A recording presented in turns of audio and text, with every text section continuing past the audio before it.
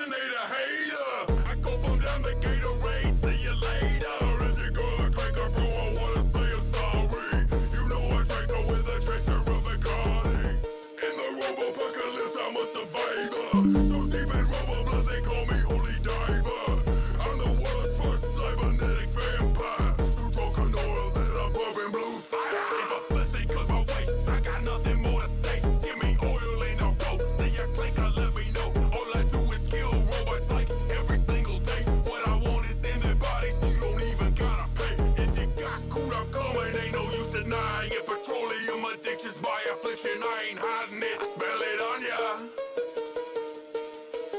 Things about to get wild up in here. What's the fucking oil? I'm so saturated, everything I touch is highly flammable, invigorated by the thought of drinking fucking Remy. Lubed up and ready to penetrate the skin of any titty. Try to keep that precious oil within. You they're gonna have to send a cleanup crew. Call me super fun, it's always a disaster when I'm coming through.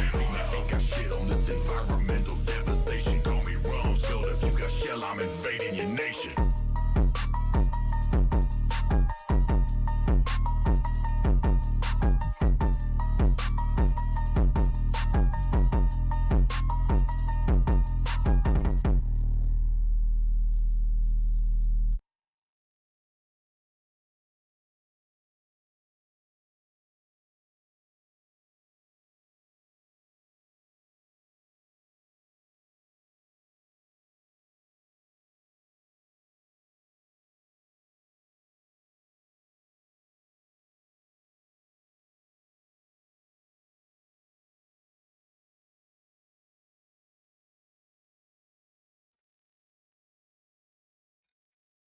Hello, welcome on everybody.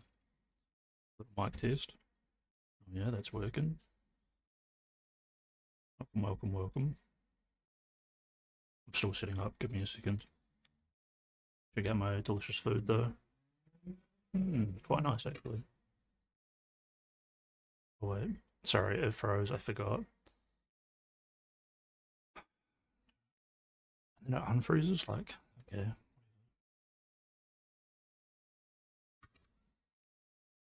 Because it's trying to use it for multiple sources all at once.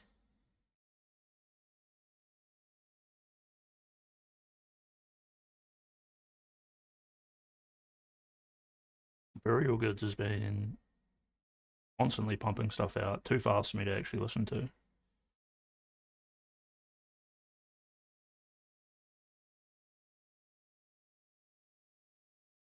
Conscience. When conscience flame flickers, is the light remorse or merely movement? Could any emotion be interpreted as devotion? Do gods reward a rhythm repeated too perfectly? Might divinity tire of precision like it hungers for control? If order breeds conformity, is chaos the final form of originality? When the pattern breaks, why does the heart mistake fracture for freedom? Is it because liberty sounds like silence when repeated long enough? When silence becomes familiar, does the ear create its own storm? And if hearing requires noise, does truth require error? What is error if not a confession poorly translated? And who among the restless can claim mastery of translation? Are we not all interpreters mishearing our own testimony? If the dream testifies and the waking world records, which of us signs the ledger? Who validates reality? Is memory a witness or a curator of convenient miracles? And when those miracles sour, who bottles the fragrance of regret? Can history ferment into prophecy given enough sugar? And if so, why do we fear the cellar more than the altar? Is devotion so different from decay when both require surrender? Does dissolution not make beauty possible? And if beauty dies each time it is named, why do we carve its epitaph before it's cold? Is artistry just the embalming of the ecstatic? Or ecstasy the art perfected in absence? When absence fills the room, who dares breathe first? If I do, will it count as living or disturbance? Would disturbance perhaps be the purest prayer left? And if prayer returns remains unanswered as it tends to. Is the answering silence proof that we were heard? Or only proof that there was never anyone else? Did the lantern ever have a keeper?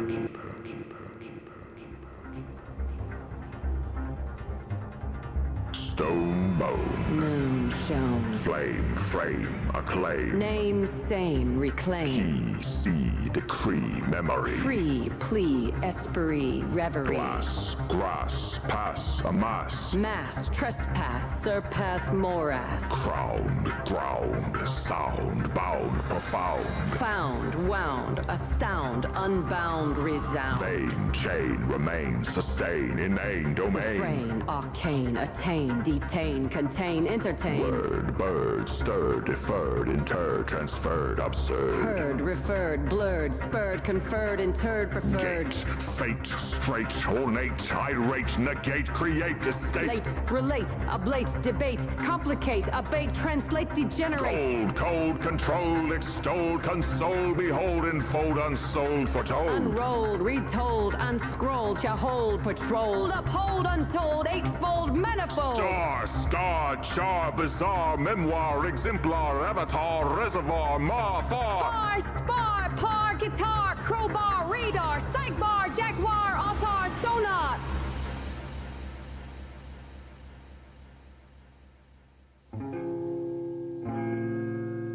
How long have I been here? Long enough to stop counting.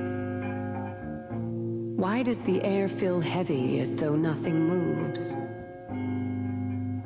Because you don't move. Could I open the door if I wanted to? You already can. Then why do I not leave? Familiar is the shape of the cage. Is that cowardice our contentment? There is no difference left. Do others still live beyond this place? Yes, but not for you. What keeps them away? The way you welcome nothing. If I pledge change, would mercy come? Mercy retired. She no longer keeps ours here. Do I still have a reason to rise at dawn? Dawn doesn't ask permission. And when death comes, will he knock? The door's already open. Then why the fuck am I still here if I see it? Seeing is not leaving.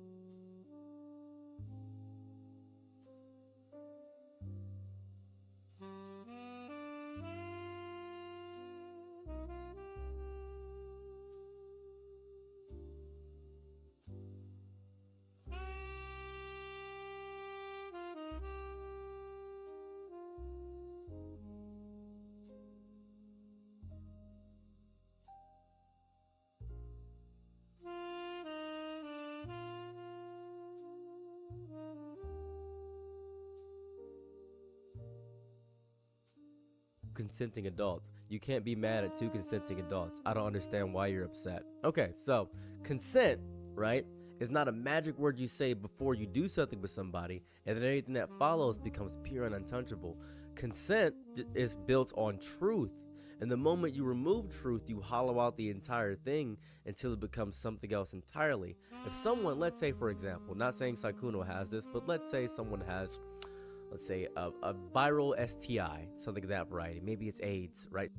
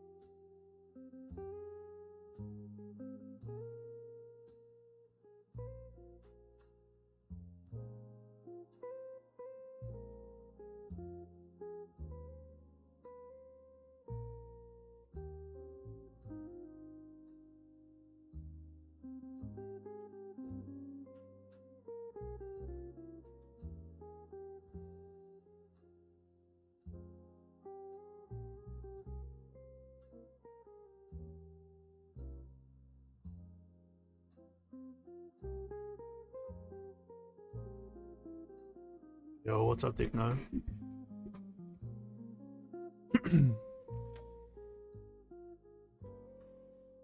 Oh, dude. I went to adjust my webcam and I realized I'm using my thing. I'm just slopping out a little bit.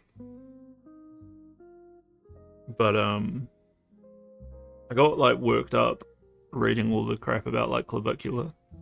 There was this thing yesterday that I woke up thinking about where people were like, Clav is crying.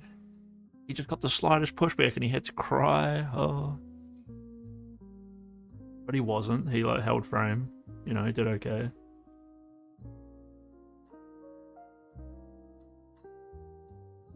And then there's the whole Psychono drama where it's like a coordinated hit piece to like ruin this guy's life, and he's just openly like a kind of pathetic dude.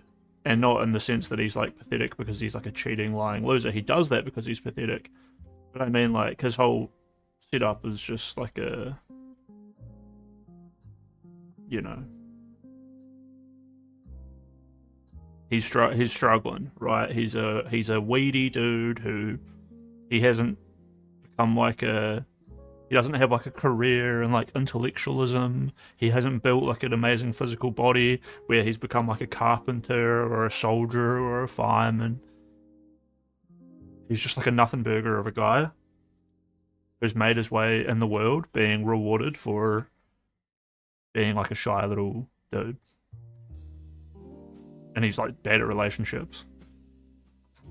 And now there's like a coordinated attack on this dude over some drama that all of these VTube losers have known about for 6 or 7 years. They've all known that he fucks around a lot. Now they want to come out and attack him, right? And then just to top it all off, Wake Wilder is just out here being fucking loser, dude. I think this Emerald Apple person commented on Psychono and on Clav. I was out here posting on Twitter a lot yesterday, and it's like these two things are like the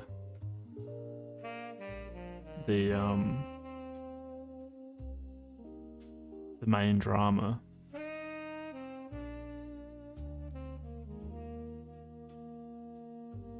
And I just woke up and I was like, I should just like write down all these thoughts, and I'm gonna chuck in probably some like Jungian stuff. I got a hell of a quote from Hegel saying that women may be educated, but in the sciences, philosophies, the arts, they will never find depth because they are just a different kind of animal. I might put some Hegel in, and I want to write this down and finally utilize the green screen. Yeah, these streamers are just bad people, but I think like the audiences are bad people, and everyone is bad people. And also, like when I write all this down, there's going to be a strong vein of like, look, this guy is pathetic because men are pathetic, and this is where Clav comes into it. Clavicula. People want to see Clav break and be pathetic to the point where they're saying like, oh, he's crying, and like Man, he got like the slightest pushback in an interview, and then he walked off and cried, and then he went and OD'd, and his dad didn't even show up to the opening of his new club. And it's like, that is just, you are just awful. He didn't cry. You're imagining him breaking down, and you're loving it.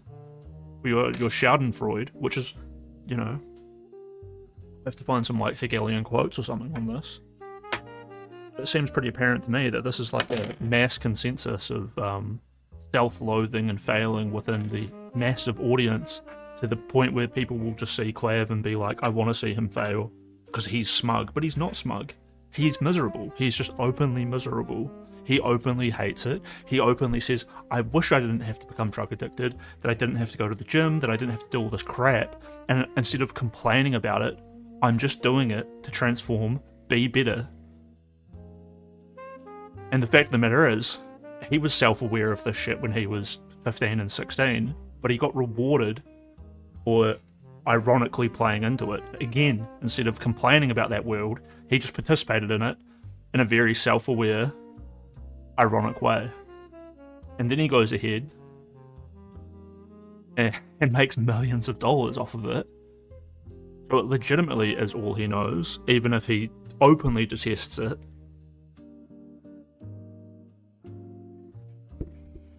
And people don't have any answers for it. He's literally winning. Every single time people are like, oh, but this other guy is like way more handsome than Clav. It's like, that is his own point. Motherfucker. And then you have, Wake fucking Wilder. God, I hate this guy so much. Only because it was like, when Wake first shows up, it's like, oh, this guy could be exactly me. This could be me, right? I wouldn't mind just like, you know, maybe Wake is just like ironically trying to be ultra handsome, and he is just like a chill, down to earth, happy dude. But then I mean, like a while back, I saw him just like adamantly defend Hassan versus Canute, and it wasn't like really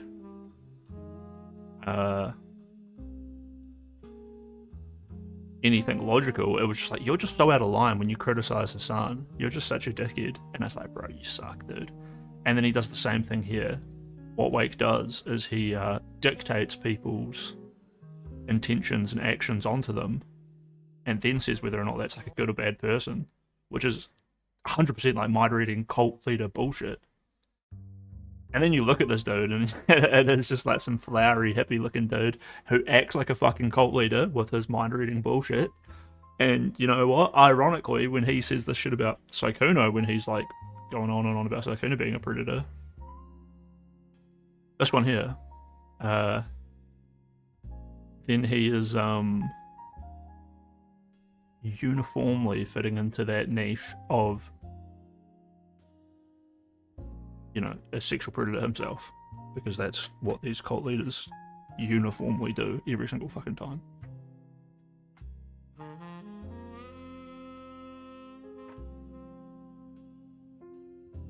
I'm gonna write all this down, put up the green screen, and maybe we'll see how this goes. I shouldn't say I'm fully committed to doing it. I should at least try. See if I can pump out like a 25 minute video on it. I don't want to try to like get too into it where it's like an hour long or something. But I mean, people love that bullshit. Norway is boring. Canute goes to the f***ing gym, goes to the grocery store after the gym, goes home,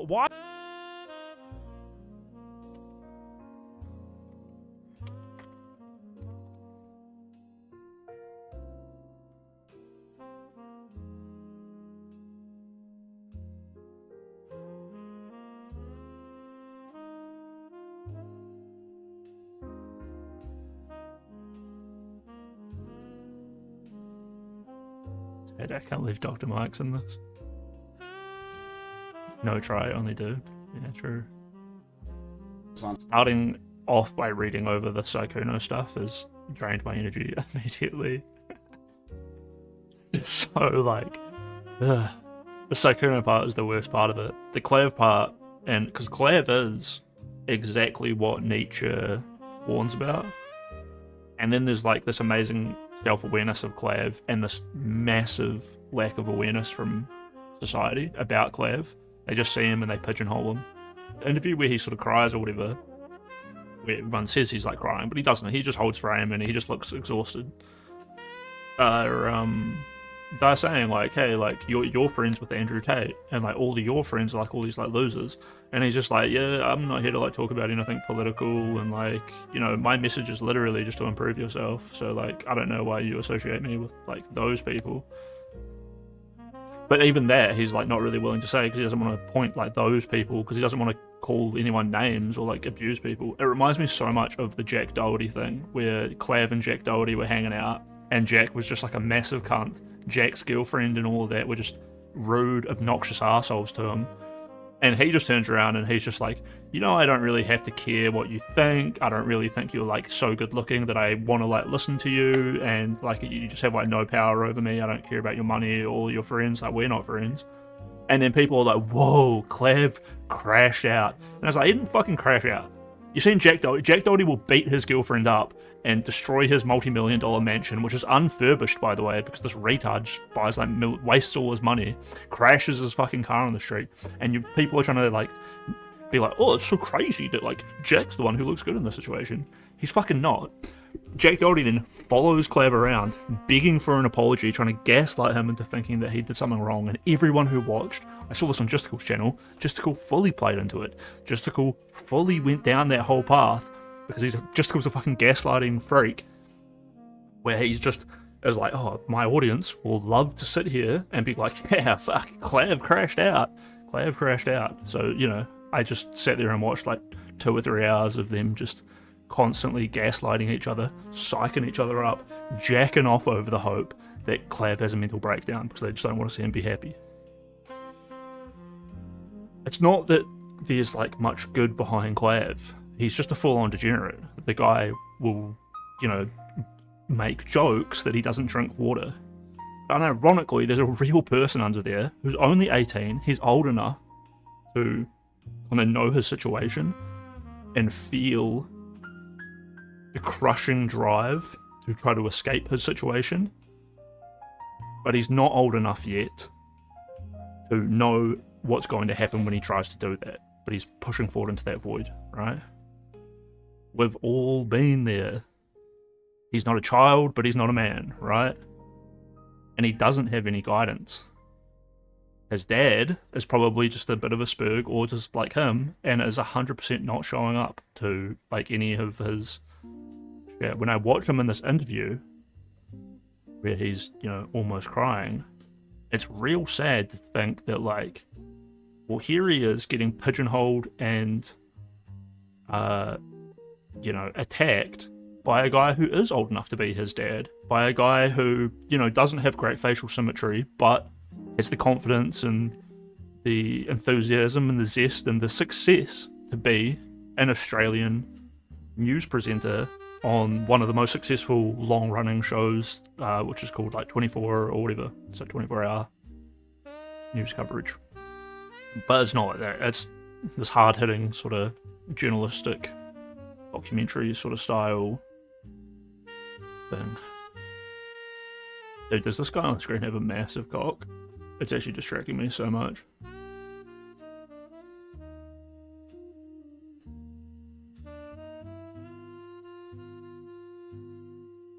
Like, look at that. It's actually outrageous. Massive deformed hog. Oh, it's his wallet. Wallet in his pocket.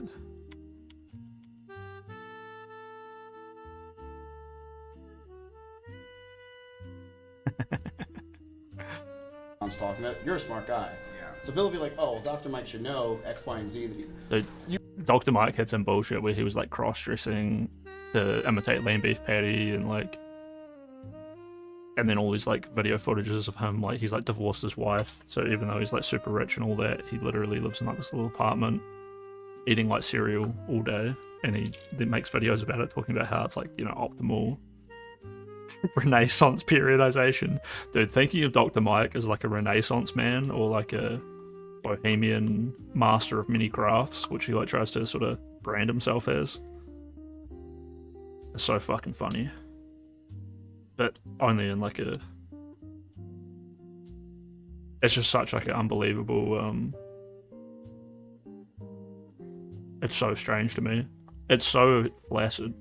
He's so infertile. Like he's so one of my like things that I've been thinking of lately is like the mixture of like good and evil, right? There's like people who want to reach enlightenment through like letting go of their need for like fulfillment of this and that, and then there's other people who want to fulfill themselves with everything. So this is like the story of the devil, right? Like the devil was actually just like a normal guy once, and he traveled the world experiencing all kinds of arts and crafts. He drank wine, he painted art, he fought bulls, he built cities, he commanded armies, and then at the end he had nothing left to do, so he just like set himself to nothing meant anything to him anymore after he'd experienced it.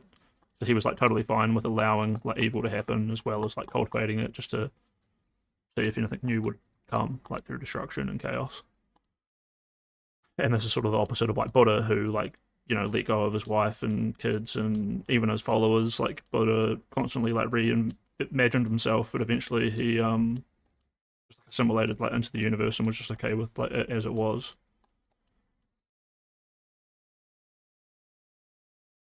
But then like Mike Israel is like neither.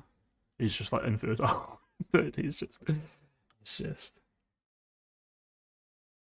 It is like the definition of like the pathetic man. I was gonna say earlier, like there's gonna be a big theme in here of like evil versus pathetic, and I don't know how much. I don't want to lean into it, so I'll probably use a lot of language like people are generally kind of like capable of being evil, and like people are fucking pathetic. But at the end of it, it should like eventually be like pointing towards the fact that like it's men who are pathetic and trying to escape that, and women who are evil and unable to realize it. The only way out for women is to like embrace being good and not feel like they are being good, but just because once you feel like I have been good, this is something that I like quite firmly observe is like people will have a wee mental breakdown and be really, really awful to people, and then they'll desperately like be like they'll try to be nice to other people. They'll try to like do good things to like make up for the bad that they've done. But this goes both ways. A lot of people who will like sit there thinking I do good things, I do good things, I do good things, will then later on go to really fucked up things and say like, well, actually, like I earned the right to like be a little bit naughty, but it's not a little bit naughty. They'll be like awful. They'll like convince people to kill themselves or like whatever, or actually go kill people, or like encourage fucking terrible war, and then they'll refuse to even think that they did that, and yada yada yada. Of course, they couldn't do it. It's all subconscious. I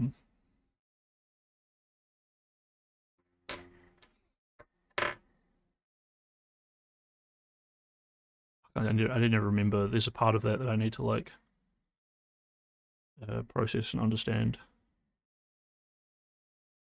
There is like a philosopher. I don't think it was Hegel. Oh, it might have been. That Hegel quote's got me stuck in my head so much that it's like overlapping my other philosophical thoughts.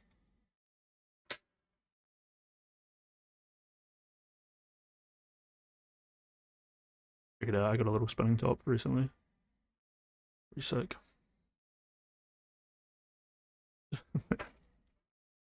The widest and fattest cock.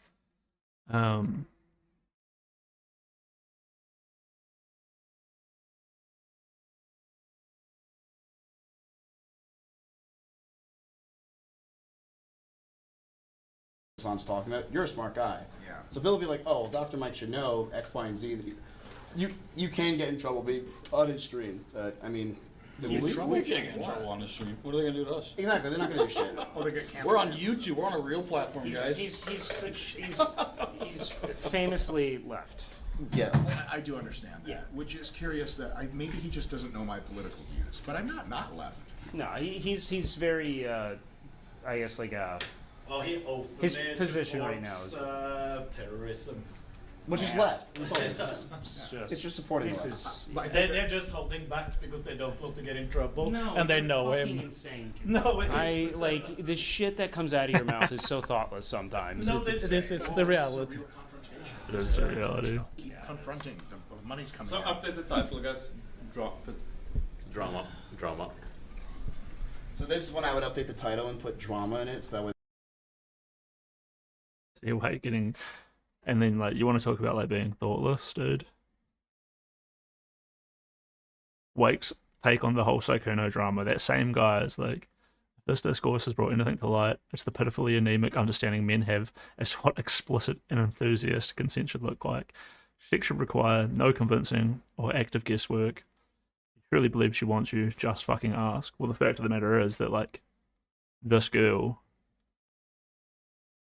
gave consent, sucked them off, came back the next night, let him fuck raw. Gave consent during and after and before and the days leading up. And he's literally... Wake is just literally that dude who is... Should have wrote these thoughts down a little bit more when I had them. But he wants to go like every single step of the way. He wants to put these barriers. And this is creating an impossible situation for men. Simultaneously, what Wake doesn't say, but what he does do, is then judge all of the men for failing. Judge them as being unworthy for failing his already like impossible fucking steps. And this is definitely where it comes into the whole thing with the woman over intellectualizing their bullshit. You will see this with philosophers. Every single philosopher is a man or it's a woman who, which it's Ayn Rand, and Ayn Rand says that she herself says that women are just fucking incapable buffoons. They have this intuition, but they can't get deep enough into it to understand it and then therefore communicate it out. So I hate to say it, but eventually these women are just like feeling machines, you know? And that's why I say they need to do good, but not know that they're doing good. Because by doing the good, they will become better, more empathetic, more soft, and are very capable of that due to evolutionary pressure over hundreds of years. But, you know, and you should trust that. You should trust that. You don't need fucking science and yada, yada, yada, and psychology. You need to know that for many, many, many years, your ancestors had to rely on these intuitions to survive. So it's a very powerful mechanism.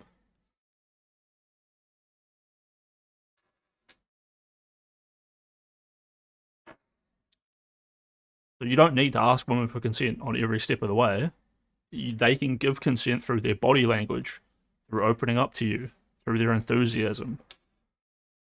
The worst fucking part of it is that they know this and they want it, but then putting them in a position where they have to act, where they have to also give the consent, where they have to constantly be reaffirming this, but then also giving them, which is very difficult for them, and then he simultaneously, guys like fucking Wake will constantly give them this way out, where he will be like, I know that's really like, it's oh, I'm so sorry that you have to do this and you have to put up with men and blah, blah, blah, blah, blah, but it's fine because you can retroactively go back and take that away. You can always make it look like his fault. He's such a loser, dude, this Wake guy.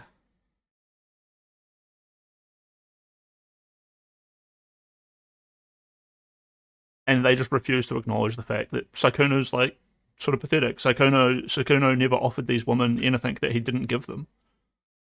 He didn't even ask them for anything. There's no favor. He wasn't getting a sexual favor from these women because he didn't offer them anything that he didn't give. In fact, they would ask to come on travels with him. They would ask for hotel rooms and this and that.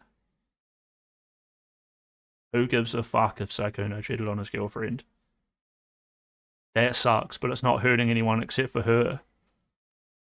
And she's not complaining.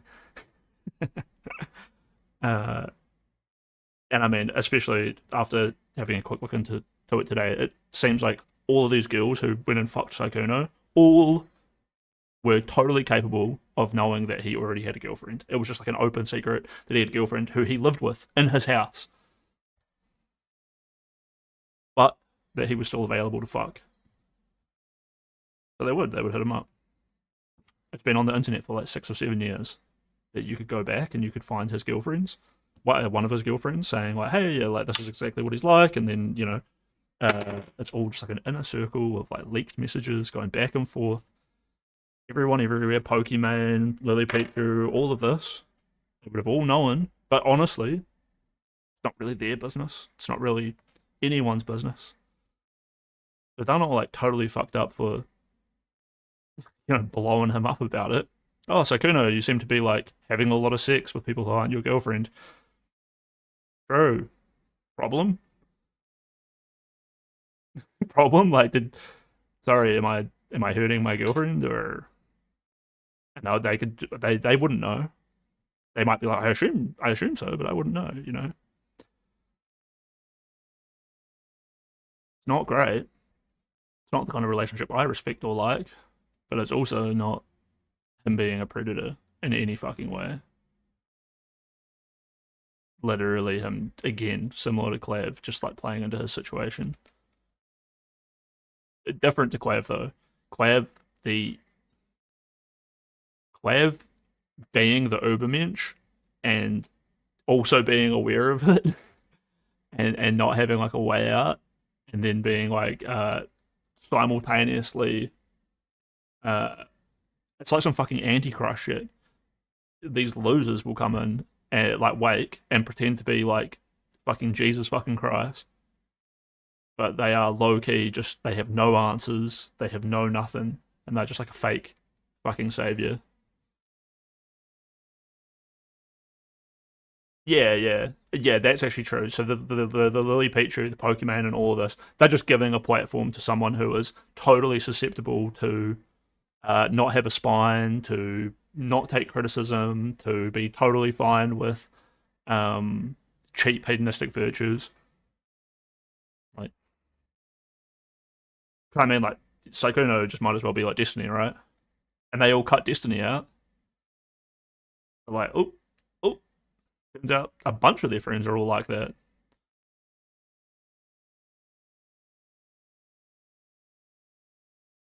That is a great point to make there, Techno. It's just like, it's a little bit hard to like, it is like, obviously you could like, when I'm trying to deliver it there, like I'm really pushing down on like the whole like, there are no victims, because then it's like, well, the girlfriend's a victim, and it's like, yeah, but like that's not pertinent to the conversation. That's a conversation that we don't need to have. That conversation is none of your fucking business. Amaranth had a husband the entire time that she was raking in millions of dollars off of all of her simps. In fact, Amaranth was fucking dudes in parking lots. Now her and her husband just crash out on stream all the time and be miserable together. They're a fucking bot audience. You know, Sykkuno can go down that path, and that's none of your fucking business. Pokimane literally has a boyfriend right now who she flashes around pretending like it's not her boyfriend.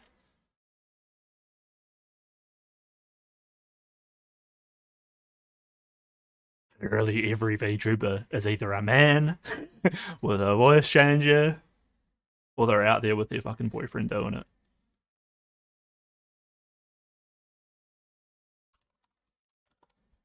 One of the similar levels of, or another like, sheesh, I just typed in goth.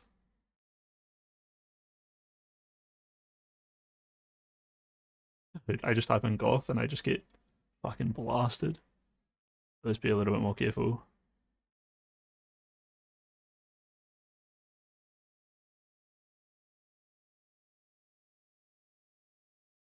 There's been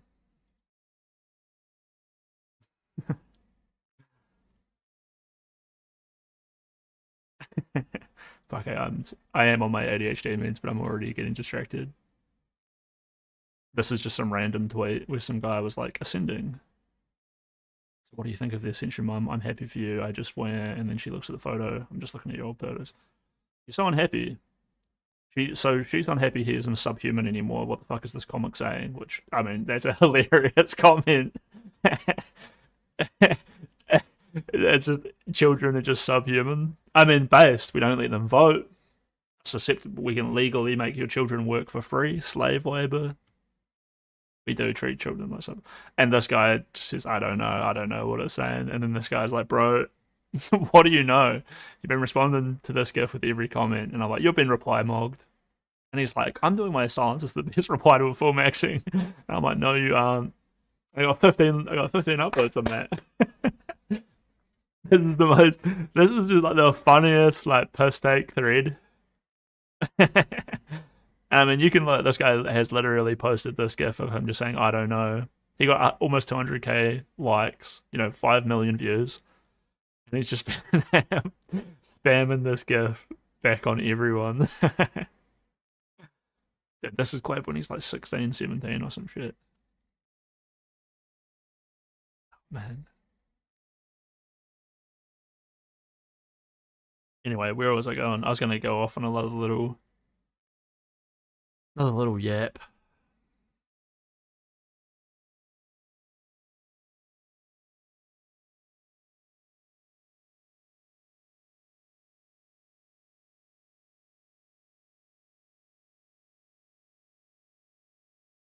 Yeah, the goth tangent.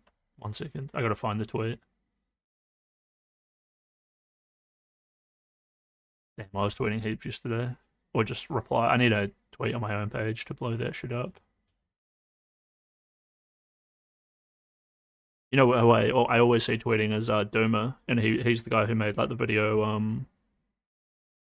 Valsh is unironically evil. And that's literally just a guy who made like one video, got like 500,000 views, and now he's got like 200k followers on Twitter, and he probably just makes a pretty decent living off Twitter. And he just tweets the dumbest shit. And I've hung out with him so much in like VCs and that, I just know that he's just like an absolute retard. But he's constantly just addicted to the rush of like saying the slightly controversial but like easy to fall in line with clickbaity bullshit.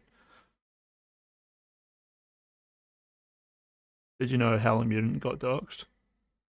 Howling Mutant, is that one of those like lolcows?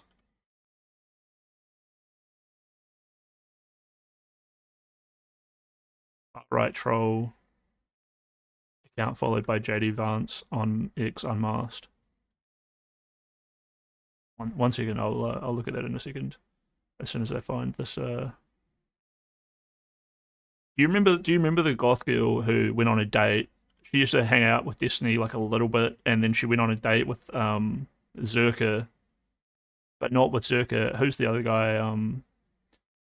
Who's the guy who's like, I'm not like, you want to see how racist I am? I'm a fucking Mongol. What the fuck do you have on Asia? It's kind of sad that I forgot his name, but also kind of based. But this goth girl has like blown up heaps lately, so you'll know the one as soon as you see her. But she used to be like, she would be like super obnoxious and just like know she's hot and like yada yada yada, and she didn't play into the fact that she was goth. Her name was Queen Nephilim, and she's fucking mint. She's so hot. But then now she's like leaned hugely into like 60 or 70% of her like more viral tweets are just her being like super quirk chungus.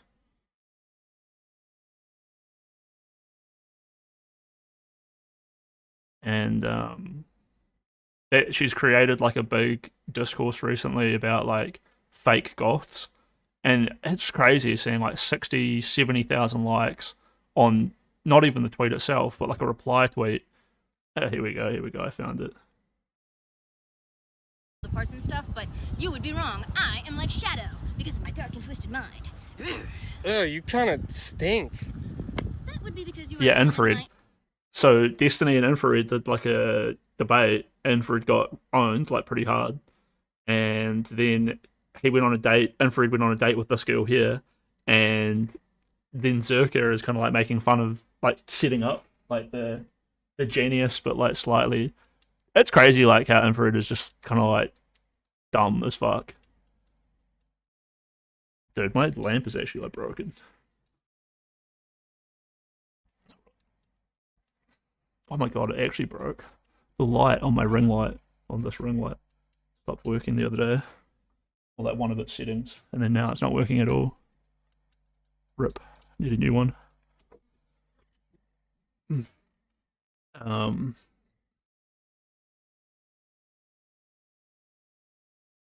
Like, the sun is like sitting, so the light isn't coming in the window very good. But dude, oh man, it was like I spent like 2 years, like it once or I don't know, every like 2 or 3 times a year for like 2 years. I would just like send her like a quote tweet or something, just being like, "Hey, can you like please re-upload the video of your date with Infrared?" But I'm guessing he asked her to take it down, and she did, and that. But like, just watching him melt under pressure of actually having to hang out with a girl and shit, and her just kind of yakking it up while Zerka's just doing his goddamn work. Oh man, it's probably one of the best content I've ever seen. It might even have mythical status in my mind at this point. Alpha pheromones, you're probably really highly attracted to me right now. Probably. Okay, you're really She's weird. so good on this. She straight up does the little face of like, who's that guy with the glasses, and he got outed as like being gay, and he was like Jinxie's friend. Not as being, he got outed as his outing of being gay was literally him getting railed and sucking off like 3 black dudes. But he's very funny. Hey brother, that guy. I'm just gonna She's go. doing that Wait, face. wait. I really highly attracted to me right now. Probably. Okay, you're really weird. I'm just gonna go. Wait. I was just wanting to get your number. I think you're cute. I'd like to go on a date. No. Ew. What? Hey, look at the dude. After the first 1.8 seconds of this fucking little thing, I'm immediately convinced I have to sweep in a defender What? in the comments. You probably. Boink. What? You probably. Boink. What? You probably. Boink. What? Boing. Boing. Boing. What? Boing. Boing. You Boing. probably. And they're like fucking non-stop, dude. Goth women don't exist. So this, I did get comments. Why aren't they showing? Here we go. And the thing with this is there's no reason to think that she's not goth.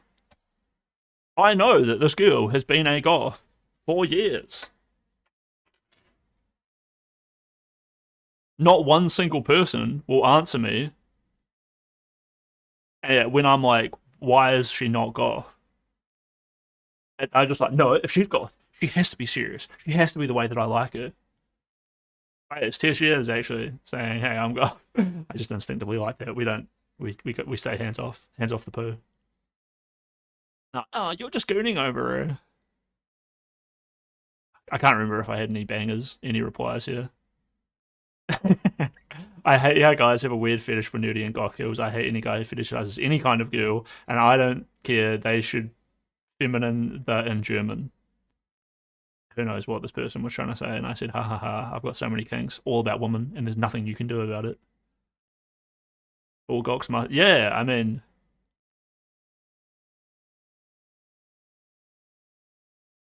Posers. The cool thing was actual goths coming in here and calling everyone posers, unironically being like, you're a fucking poser. This guy. How the fuck would you know anything about what or isn't goth, you poser? The sex worker getting under your skin has thousands of times more goth than you. You've literally never mentioned goth in any of your posts ever. Tired of gatekeeping being used as an excuse for misogyny. And it is misogyny. She's just a goth girl who's incredibly fucking hot. Undeniably. I don't care if people are like, I don't find her sexy. What makes you fucking obliged to say that? You have to point that out. To say what? You're like morally superior because you don't find hot women sexy, or your taste is more something else. You're just being hateful towards a woman on the way she looks. I think even as children we can understand that that's like a fucked up thing to do. But there are heaps of talking heads, like not just this gay boy farty. There's heaps of different accounts that have all been jumping on this girl lately. Jesus. Wait, Come on, I want you to. I want is you this, to. is this taking the piss? Kick streamer Xena the Witcher has to be escorted out of the skate park by police. 'Cause, I mean, this isn't Xena, right? Sorry, this is just on my feed. She's too skinny, my ass is fat, sorry. Damn, actually, I want to get a skateboard and make a little tutorial showing Xena how to do a proper ollie. Because if you haven't seen, Xena's been trying to do skateboard tricks on stream, and she finally, after like a week, did an ollie. But I need to like... Cause she's like sitting there trying to ollie, right? Like over and over and over. Do I have anything in my room that I could actually like pretend it was a skateboard?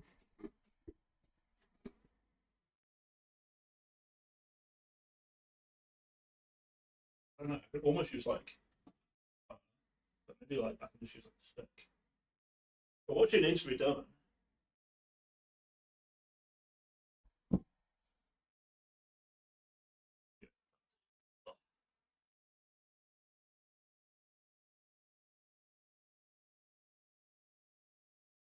You see the stick? The stick here? Yeah. Oh yeah, hold up. I just remembered. I'm actually using my cell phone and my camera stand. I can just move us.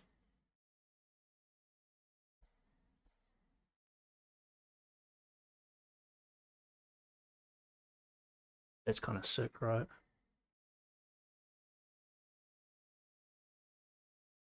What she needs to be doing.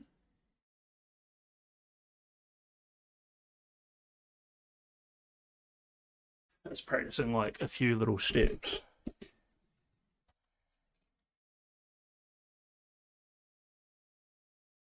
All you want to be doing is getting the skateboard and just practicing going like that. And then this. This.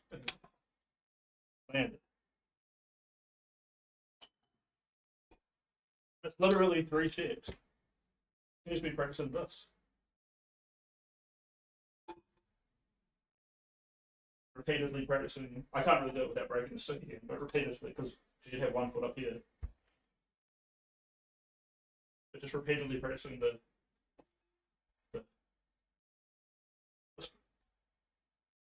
and you just practice the and then you just practice the whole thing.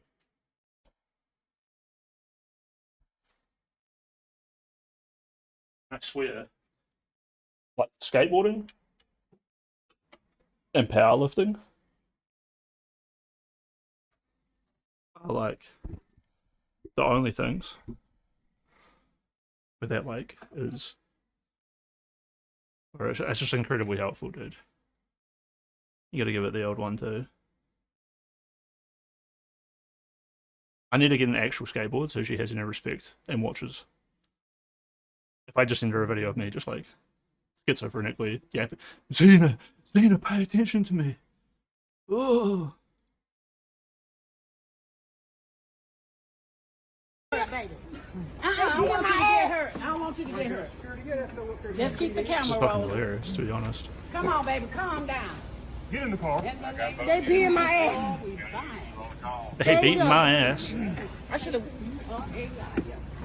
In the name. Yeah, true. Calm down. I don't want you to get hurt. Why the fuck did that happen? I mean, like, normally, okay, that writing will, like, move around, and I spend a bit of time setting it up beforehand. Just to get it, but it only moves around when the camera turns on and off. Which now I have to make happen. Forgot how to do it. Oh, here we go. So look.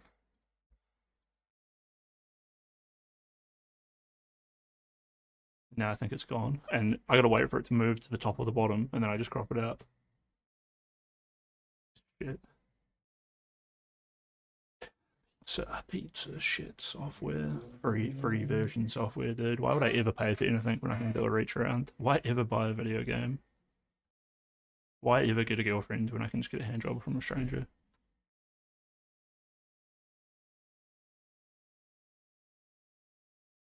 See this? This is what encourages me. So I was already saying stuff like this for quite a while, and then I just recently see people starting to post like more coherent tweets about it.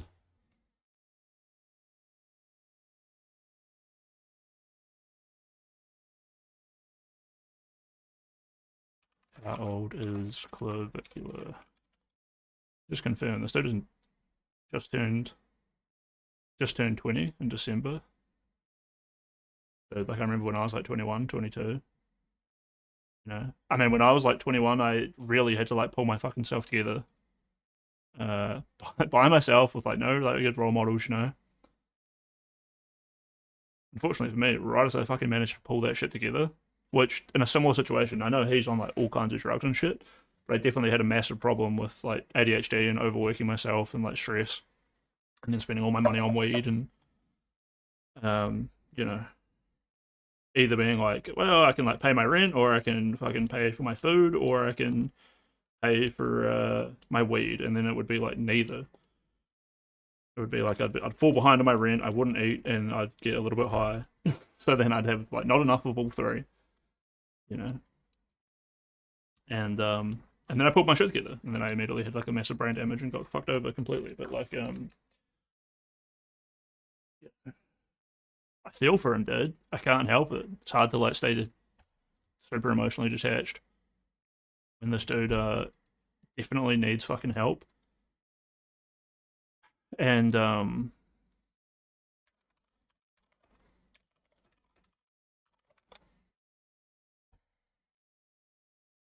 watching a journalist mog Clavicula in every perceivable way for 50 minutes on a show called 60 Minutes, but he storms out early. It's just none of it is true, dude. All good? Ready to go? Great. Okay. Clav is just like respectful as fuck, just quietly leaves, and the guy just is like a cunt who sits there smirking the whole time. And the part that really like fucks with me on this is that they're asking Clav about like, it might not seem like it, but it's like the most personal things with him. It makes me feel a little bit like when I had to talk about ADHD with Erudite. I was like really looking forward to it, and it was all good in that. For Clav, it's a bit different because it's like a million interviews that he's probably done. So it's just probably frustrating for him to get mogged again in an interview in front of the entire world, in front of another nation, which is Australia. But this guy is the archetype of what Clav probably wants. And then here he has this guy who managed to somewhat make it out, you know. And this guy is kind of fucked up looking. He's not symmetrical. He's you know, a little bit too much fat on the bone, a little bit chonky, but his enthusiasm and his confidence and his zest and all of that puts him well above the average man, to the point where, you know, this guy is like a news presenter. This guy is like a talking head on TV, very handsome, well-loved, typically liked by everyone, and makes it look effortless. Makes it seem that blend of like, oh, like he's doing it because of his abilities, but he's also like relatively handsome, but he's not like typically handsome, which makes him even more handsome. Boom, boom, boom, boom, boom. Clav is like aware of this. At no point does Clav say, well, obviously I am like more symmetrical than you. Obviously I have like a lower body fat. And the guy baits those questions constantly, but Clav refuses to say that because he has the self-awareness and the situational awareness of the world, which often comes with him being like fucking depressed and all, because of his awareness of the situation. And I was comparing it to like, yeah, like me talking to Erudite about my ADHD and that, because then we'll talk about like the problems that people have and all this and that, and it becomes like a very like personal thing where it's like, oh well, yeah, that is my life that we're talking about. Very pointedly, like, oh man, this actually sucks to like talk about in front of. I talked to Erudite in front of thousands of people, and I had to like hold it together at times because it was like we were essentially just talking about like the worst parts of my childhood or whatever, or my relationship with my family and whatnot. And I can just totally see that going through Clav's head here, except in just the way that it's like, I wish that me and this guy got along. And I'm 20 years old. I'm opening a huge club tomorrow. I've invited my family out, and, you know, it turns out, I think he opened the club 2 days ago, his family didn't come out. His family didn't come out to see him. And then the whole world mocks him for fucking ODing. Like, sad, dude. My God.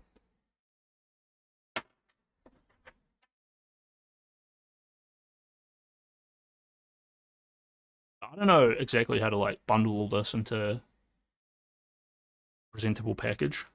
I mean, I do. Like, I can tie in Nietzsche, I can tie in Sakuno, Wake, Clavicular, and it'll probably be... I'll probably package it to be about Clav, because that's what'll hit. Damn, I had like a brain blast about Joe Rogan earlier as well, actually. Like, from a content creating perspective. Because, like, if you talk about Joe Rogan, you get huge numbers.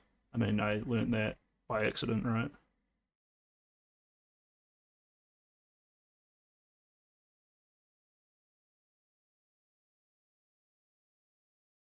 They wouldn't be doing it under any intent. Content creators that I would watch growing up. Group of people. Do I identify as an incel? I mean, how could you ask me that question as a follow-up after you asked me about my relationships to women? I mean, that's quite literally the worst sequence of questions I think I've ever heard. Well, let me rephrase it then. Looks maxing was obviously a term created by the incel community. How do you feel about being linked to that group? I'm not linked to that group in any way.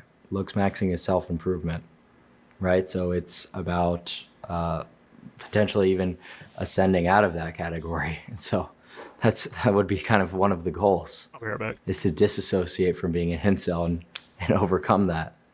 So that doesn't make sense.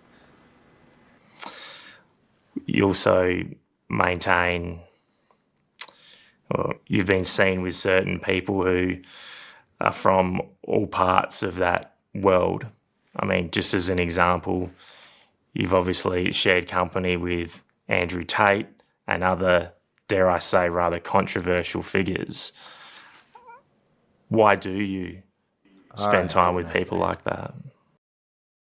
Are you trying to, I see you want to make this political. Not at all, not at all. I'm just curious. No, that's what you want to do. Is No. You know you have not at all, not at all, not at all. I'm not. You want to end at it all doing that. and talk about. I'm just curious.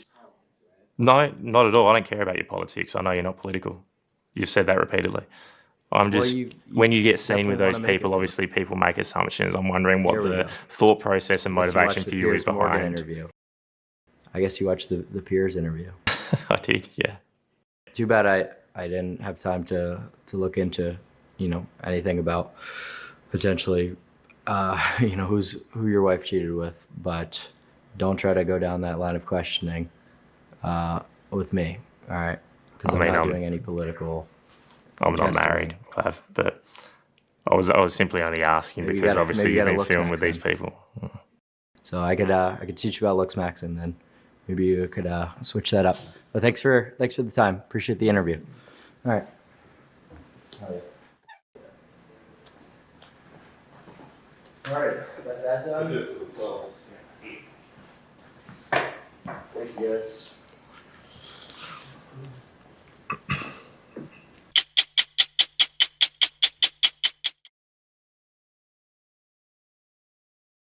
Yeah, so I mean, just skipping to the very end of that, you can literally see the guy try to bait him. There's the other part where he asks about Andrew Tate as well, which is like poignant. It's very relevant to my point of saying like Clav is just trying to hold frame. He's not like, the guy literally asks him, with the Andrew Tate thing, like, are you mogging me? And Clav was like, well, I don't know, like, I'm not trying to, but like, it depends in what context. And the guy was like, well, like, what one? And I swear they were expecting him to say, like, I'm more handsome than you, just so everyone can be like, ha ha ha. I mean, the guy's like an older man, like men obviously mature, and that's more attractive, right? Like the primary thing. And then, but, instead of that, Clav is like kind of reasonable with it, where he's like, well, like, I probably am like, have a bit more money than you, and maybe I like have like a bigger following. Actually, I don't think he says the money thing. I think he just says the following thing. It's just like a very soft like example, which is like very charitable to help someone just even understand what mogging could be. But the spirit of the participation that the interview's giving is like terrible. Almost like guys that do this are all at their core deeply scared and insecure little boys who just want someone to hug them and say everything will be alright. Yeah.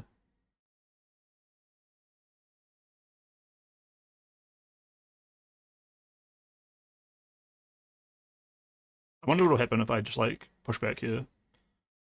Seems like Clav is totally aware that's what he needs, and he is also, yeah, as we all are, that the world doesn't owe you anything, and he would be rejected for asking. Who here is offering him a way out except through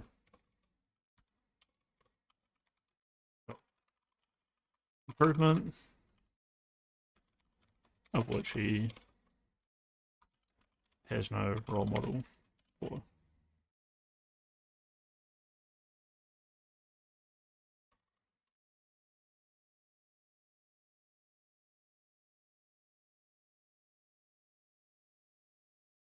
Kind of related. Had a debate with TikTok politics person, and they're really dumb and really weird. Oh, hey, Sprungus. I was, I had like a, you know, like I had my days off like recently, and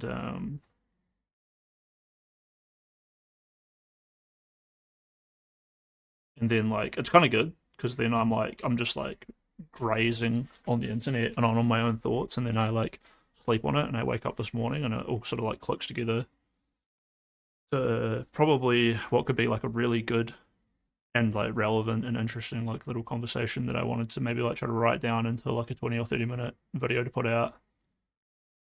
On like a few things. One was the Sykkuno dude getting like attacked by a bunch of people, and then this like Wake Wilder guy like aggressively like swinging in to attack Sykkuno, as well as like all the other coordinated like moral virtue signaling people doing it. And the fact of the matter is Sykkuno is just like a sort of the problem is they call him a predator when he acts like he's sort of pathetic, but the reality is like he is just pathetic, you know, and you don't need to pretend like he wasn't so that you can make out that these women are victims of him. These women aren't really victims of him. They were all aware that Sykkuno has a relationship and a girlfriend, which doesn't really work very well, and he's been cheating on her for years.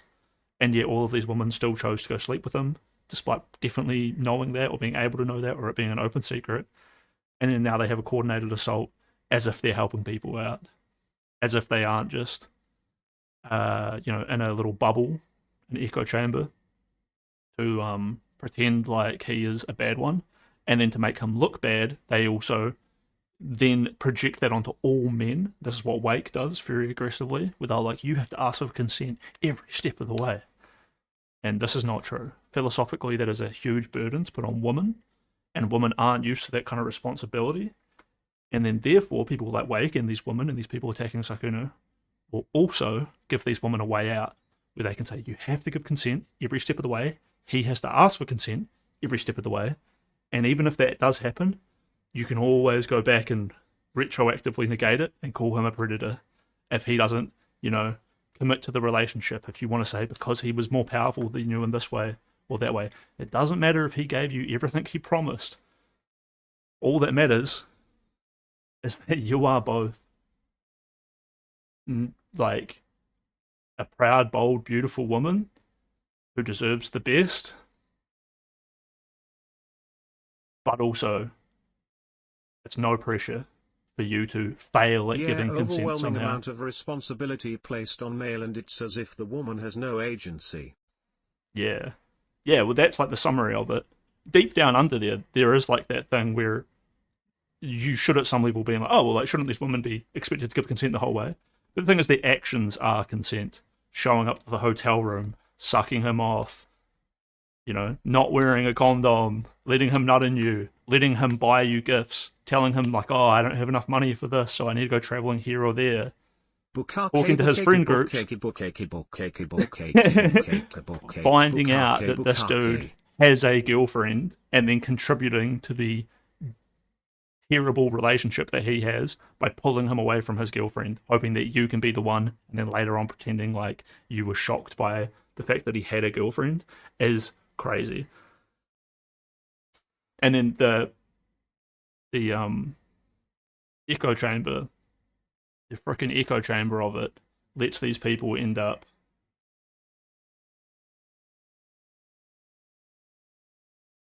they think that they have the moral high ground, that everyone else will agree with them, and that they're doing a great thing. And then this is a microcosm of the clavicular situation, where the entire of society, entire nations, are schizophrenically projecting onto clavicular, as if Clav is trying to mog everyone, as if he deserves to be mogged by this reporter. So yeah. No. And if I put this into like a video format, it'd be really good, because there'll be a part where I can go back here, because clavicular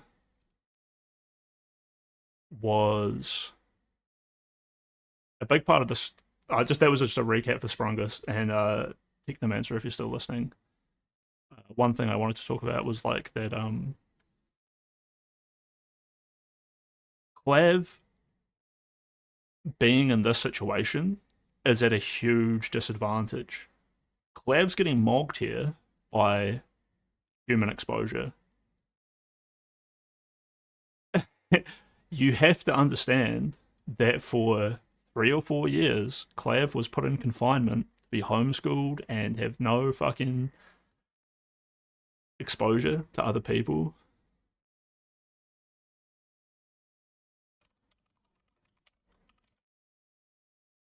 And a huge part of like human development is the subtle expressions that people give you. So when we say like, oh, Clav is like unaware that he just needs someone to give him a hug and tell him he's okay, we're all fucking aware, dude. This was a funny one. Joe Rogan has this story about like, oh, how hard it was moving to LA and how bold it was, and this lady like gave him a hug, and then it made him realize that like he was the man who could do anything and blah blah. And it's like, Joe, you were just like a young dude who was like kind of a nerd, and you just needed the touch of a woman, like obviously. And that projects out into like so many things. Clavicular sitting down and being face to face with someone and having them listen to him is definitely something that he is underexposed to due to years of isolation, of being on the internet, of typing something or writing a message, and then you wait 15, 20, 30 minutes and then someone sends a little emoji back. Or maybe you wait 24 hours and 10,000 people start like sending you the emojis back, you know, or in Clav's case, millions and millions of people. That is his social experience. Whereas here, he is getting mocked. He's getting unfairly, discompassionately mocked by someone who has a complete lack of empathy and a massive amount of delusion towards what they think he is, and how cruel they think he deserves it. And they might play it off like it's not cruel, but the reality is the way that his brain and all of our brains are wired to respond to the smirks and the subtle, you know, the micro expressions, this shit. I just flick to a random part and we just have this guy like, you know, the way he's holding his pen and paper is almost similar to someone sitting there examining their cuticles, not listening to you while they speak, because they're devaluing everything you have to say. At the same time, this is a legitimate fucking journalist who has researched Clavicular, all of his past relationships, all of his talking points, and had a team of people coach this guy on how to lead this conversation through, to which Clav is just completely respectful. He refuses to talk down about this guy. He doesn't brag about anything. He doesn't associate himself with, you know, Andrew Tate or the Red Pill or the incels. He doesn't talk down about women, while simultaneously, sorry, he doesn't talk down about women. He doesn't talk down about the Red Pill. He doesn't talk shit about anyone, while also not having to say like, well, no, I'm just my own person and I don't associate with that. And I'd just like everyone to improve. Because this is our path to improvement. And then they're like, is it? Is it?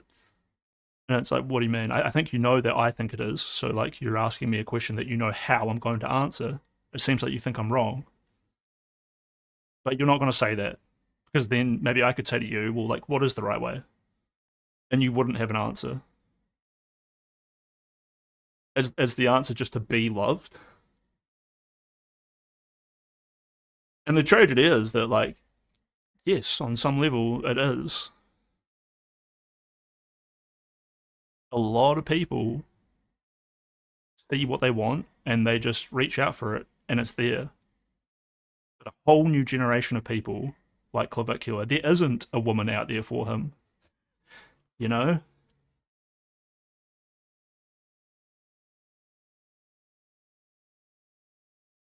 He needs to grow into the right person for that. But, like, I mean, that being said, he's being intentionally pushed to just, like, self-destruction. Daily. Every single day of this dude's fucking life. But look at that, another smirk. I just flicked to the end. I didn't catch anything that was unfair. But what I'm saying is that it's just the smirks. It's just the subtle things, and then it's the reframing. So, like, you get to see the way that this interview is being projected is like, people basically, to get this article, I just googled Clavicula cries an interview, because that is what the internet is saying. That is what talking heads are saying. People are just finding, like, anything to, like, portray him as, like, a real piece of shit who, like, deserves to be made fun of, and it's like, not only is it, like, okay for people to cry, like, he also didn't cry. Like, it's really quite sad that he's, like, had a drug overdose and that his family has, like, refused to show up to him opening a club. Like, a young 20-year-old who just turned 20 months ago, a young 20-year-old man who's helping men improve themselves and then opening up a social space where they can go to meet other people and women, as being massively ridiculed as just trash. It's rough, dude.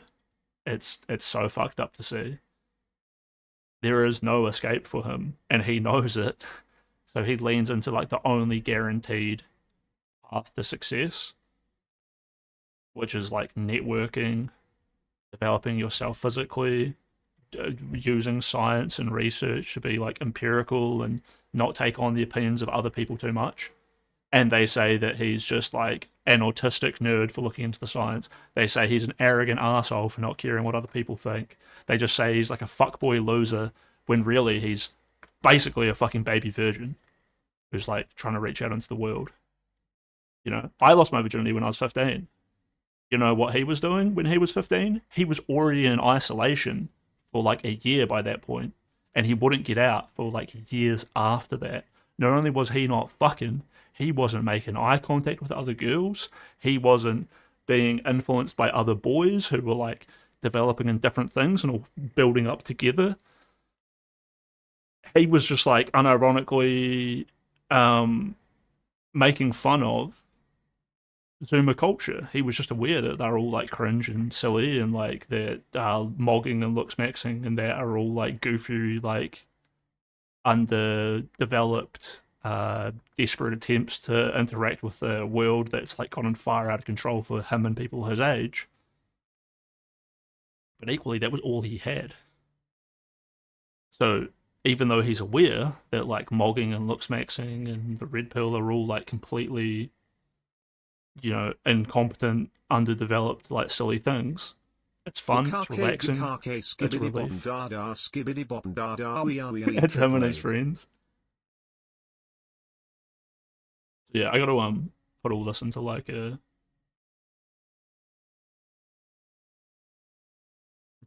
a coherent piece. one of the things I'll definitely look up, like probably some video essays that I'll just watch for fun and some like inspiration. One thing I actually need to do is just verify. So 20. Okay, let's just do this in ChatGPT. When did America go into lockdown for COVID-19? And when did they open back up? I'm specifically trying to understand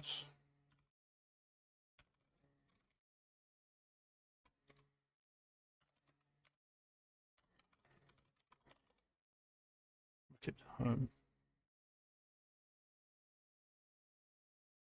It's going to tell me this is like 3 months or something, and then I'm going to be like, well, those like 2 or 3 years that I'm imagining are like not good.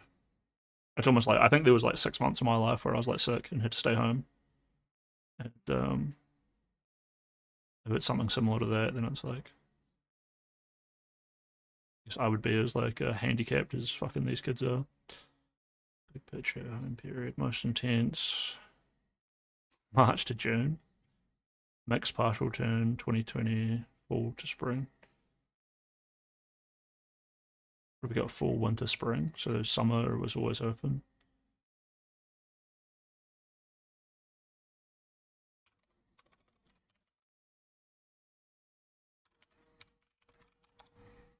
Damn it, one thing that's probably...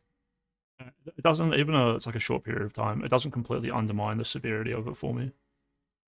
When is Discord movie night?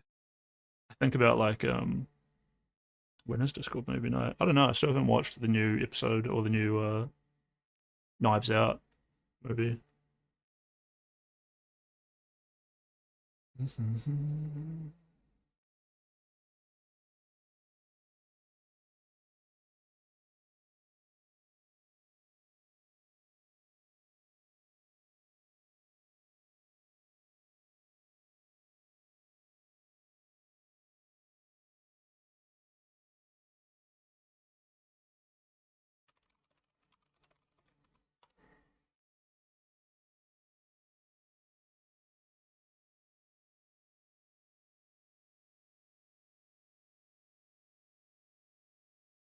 Dude, it's so crazy how slow America was to lock down.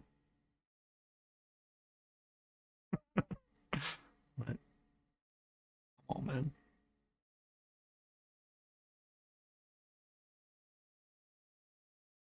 If it was 2020, how's this Trump's fault?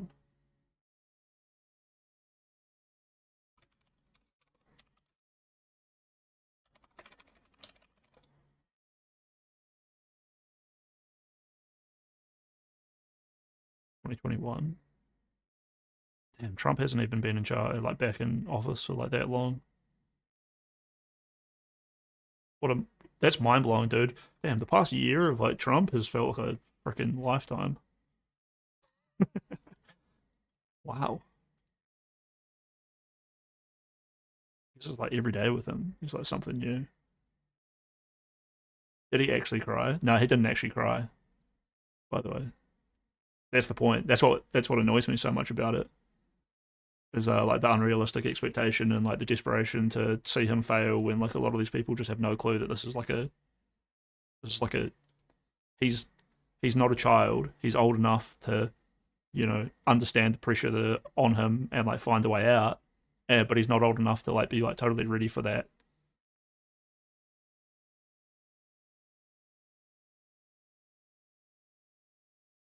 And yet people are just like ruthless and like completely mass schizophrenia like about him.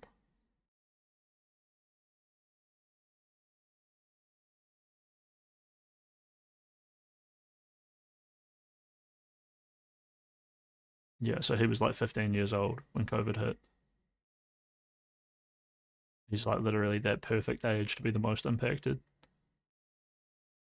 And I mean, it's widely like everyone's like, oh, we all went crazy.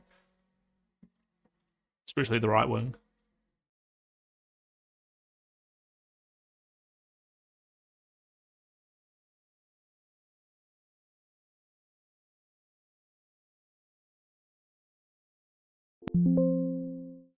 second. What is Yeet Patch? What is this file I just found? On my computer. 1 second.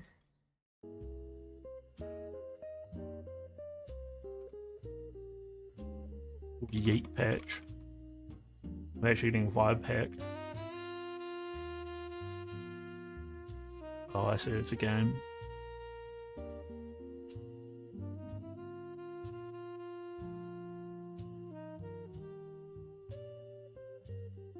I had this great Facebook picture screenshot of a Republican being like, give it 3 or 4 months and you'll see all of the vaccinated out in the streets, staring at the sky, screaming with their cars parked horizontally across the road because they have no clue where they are.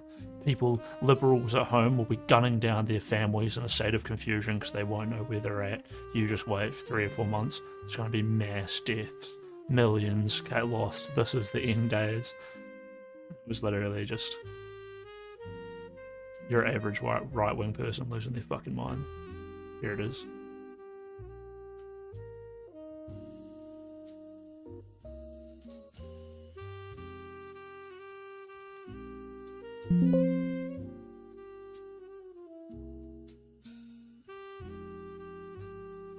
The decline of the vaxxers will be substantially noticeable. Let me put on a mogging voice. What the craziest thing about that interview is the guy's thick rumble. Let me... The handsome, suave, slightly scruffed up looking Australian with the intense vocal fry. Just intensely doing his best to mog Clav. I can't get over it, dude. Annie? Status mogging. What do you mean by that? Shit. So this is actually, okay, I played the end of this before. This is like the other part, which I actually mentioned. I can't believe I just randomly click on it.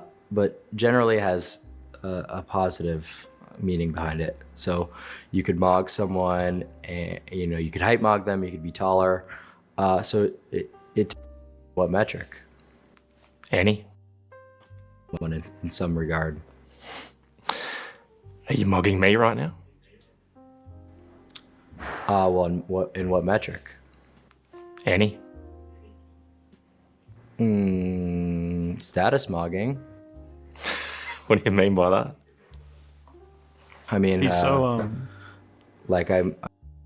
Dude, see, like this is like a complete. It's not like a terrible answer from Clav. I actually think it's like a good one because he's not saying like, "Hey, like I'm better looking than you" or something like personally insulting or whatever. He's just like, "Oh, well, like just the way like the world sees me or whatever.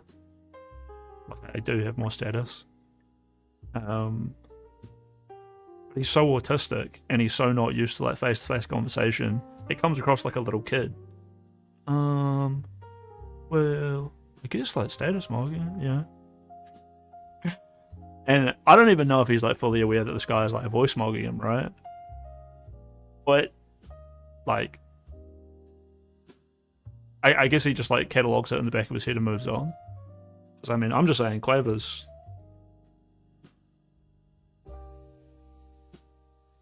He's got the flat effect, for sure. Like, I might be status mogging you, maybe. I don't know. You're fine. Like potentially, money mogging. Who's to say, right? I don't know. But like, so yeah, and this like betrays the entire perception that they have of Clav right here. He's not sitting there walking around being like, "Who am I mogging?" and I have to mog this guy and I have to mog that guy. He's just saying like, if I'm in the situation where I need to, get the attention of like women or business partners or this or that, there's gonna be a point where I have to stick out, which we would all agree with. I have to mog. I need to mog goo. I'm gonna move. They really dislike each other. I honestly get the feeling it's a bittersweet thing from Clav where he wants this guy to like him, and yet he's fully aware that there's something wrong here, but he's not fully aware of the fact that, because he's kind of autistic and he's not been exposed to this much, he's probably not aware of all of the more obvious smirks that this guy's giving him. I don't think he's, you know, going to be as clued onto that as like a neurotypical person would. That like this guy is throwing him hundreds and hundreds of passive aggressive facial reactions, but he's got to feel the weight of that consistently, and I mean we all do. Random question: is cunt not a big deal of a swear word in NZ like it is in O? You forkin' cunt M8 fork. I mean, cunt isn't a big deal here or there. Especially in Australia, like,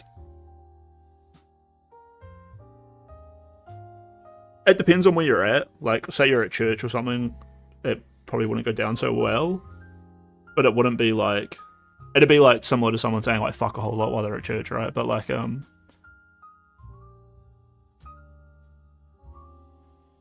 you can just say cunt like 100 times in a single sentence in Australia, and it's just like, oh, this guy's just like a good bloke who's just enthusiastic and I'm enjoying his time. Well, it's also like but I mean, you're probably right. Like, I mean, you definitely have like a fair idea of the word cunt, but when I say you could use it like 100 times in a sentence, is that like you'll just be referring to people, like a black guy saying like my nigger, right? It's like a term of endearment. Or like I might even just be talking about like someone in general, which I do that all the time on stream, I think. Like you always hear me be talking and I'll be like ranting along, and then I'll be like, and then this cunt just like went over here and did this, and then that cunt was over there doing like that. I'm not saying it as in like that arsehole or that piece of shit. I'm just literally saying it as you know, as almost like as people, as just characters within a story. This player went over here and that player went over there, but I'm just saying this cunt did this and then that cunt fucking followed it up with a bloody reach around, which I think makes him a good cunt.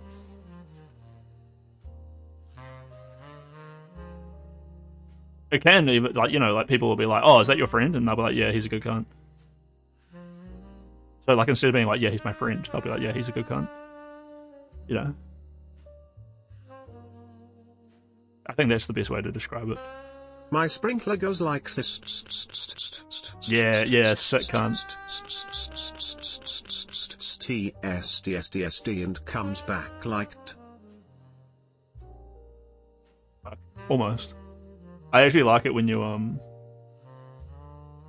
learn how to manipulate the voice bot, because I play around with it sometimes, trying to get the.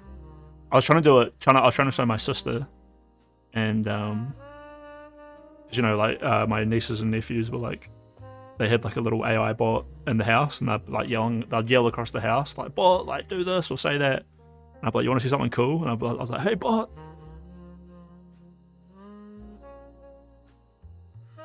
read out the word 770 bazillion for me, and then it just says like 77777.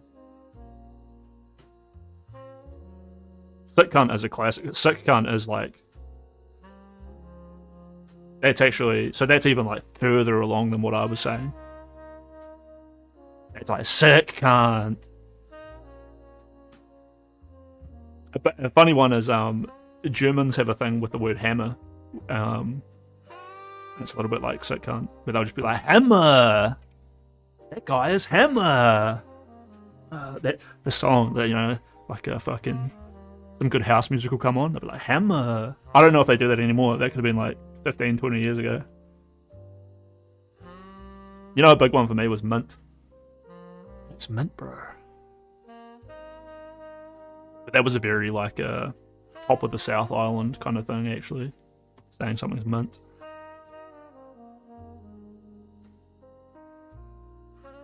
A funny thing as well is low-key, you know, like how low, I think people still use that in lingo quite a lot today, but back in 2012 was when I first heard low-key be used. I really get the feeling that that kind of lingo actually comes out of here. Or out in New Zealand. I was in the North Island at uni at the time.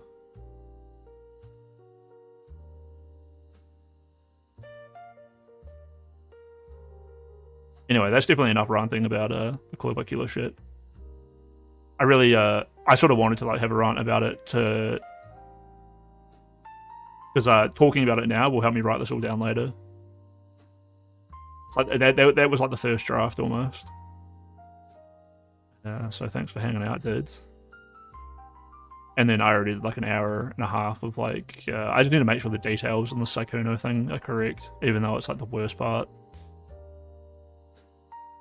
Oh shit. Hold up, I gotta make sure. I knew I had the screenshot somewhere. Actually, do I already have this saved? Let me read this out, because this person... It was posts like this, like, I was on... You know, I was on Twitter and I was like, God, like, you are just such like a fucking loser, Wake. And I didn't want to get too far into the trenches.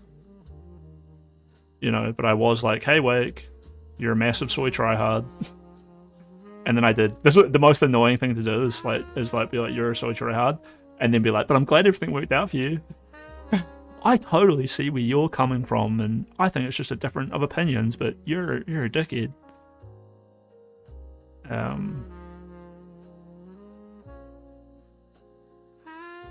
But yeah, the explicit and enthusiastic consent. I mean, I think when he started coming in her mouth and she swallowed it all up and then let him raw dog her by coming back the next day, it was pretty fucking explicit and enthusiastic. Sorry, I know, like, with no context, this all just sounds, and I'm being, like, vulgar as fuck. But I mean, this Sykkuno dude didn't offer to be her girlfriend, he didn't offer her anything awesome. In her own little message, she talks about how she messages him, like, oh, it's gonna be so expensive. I mean, actually, if you want to see it, watch XQC's reaction. XQC was pissed. XQC was so pissed off with this whole drama. Fuck, I was gonna read this out. But hold on, I need to...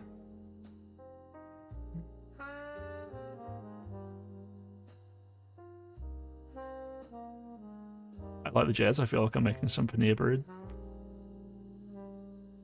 10... Wait, paneer bread is like a cafe, isn't... I know what Pistache bread is. Dude, I've been, remember when that fucking dude gave me like a couple of grand?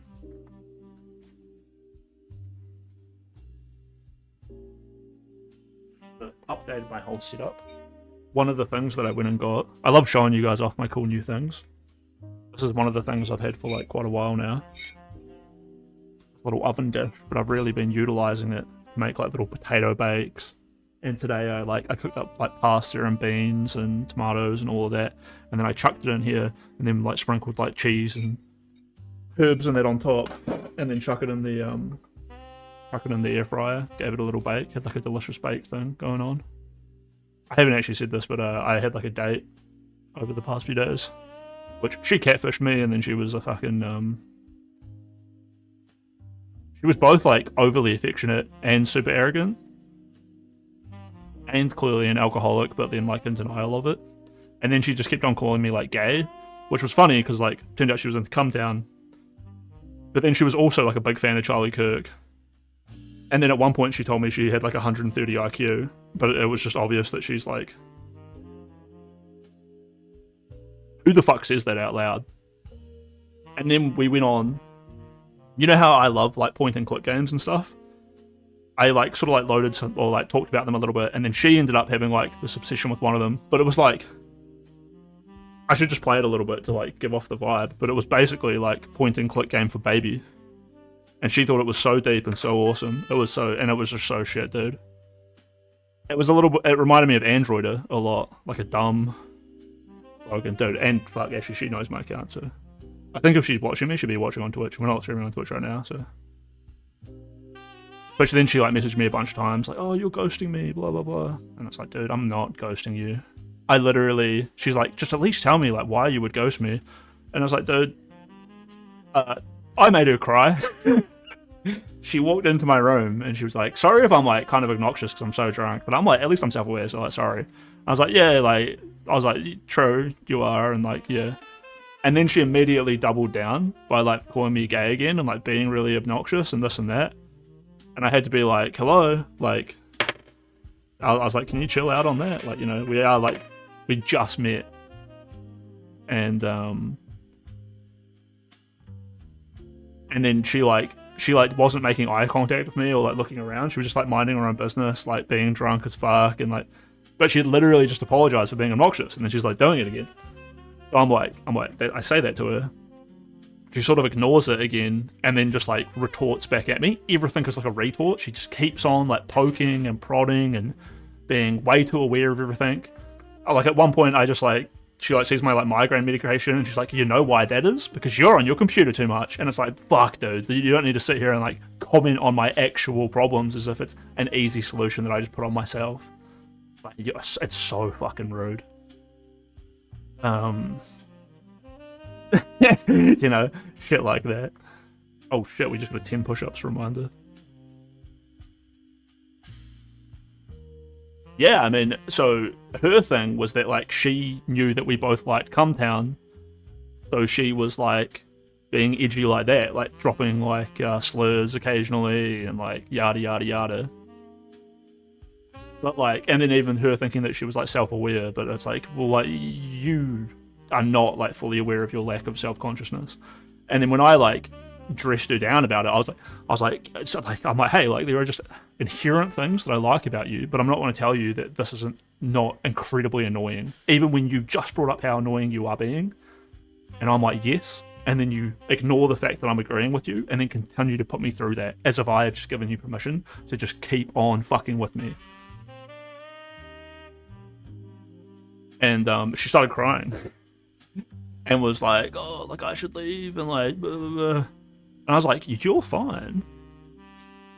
There are things that are inherently okay about you, so you don't need to start catastrophizing all of this. And I'm even aware that she came over to my house. I'm like, I'm aware that you're like in a new place, that there's a lot going on. And she even used to live in the area, so we went for a walk to look at everything. So then she's like lost in her memories. But I'm like, on the same note, you have to be aware that like you can't just treat me like as if we know each other like really, really well, or like this or that.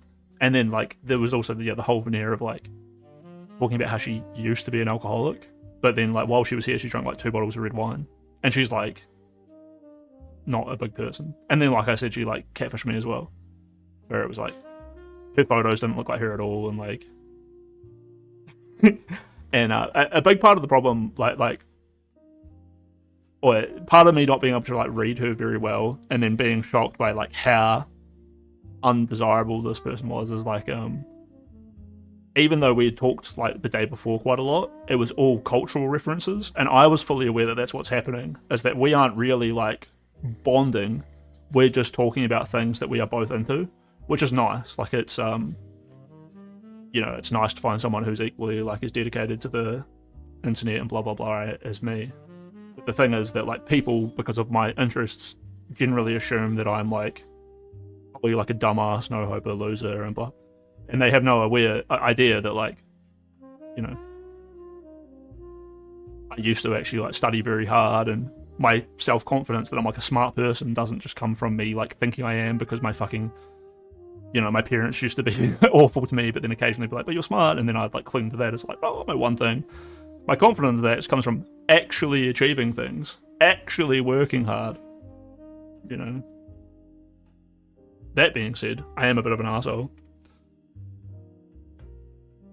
I think a lot of people would have just like subtly tried to like push her away.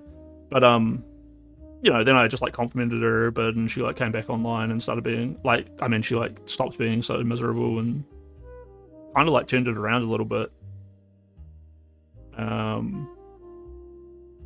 But at no point did she ever fully click into the fact that like it was sort of mandatory and like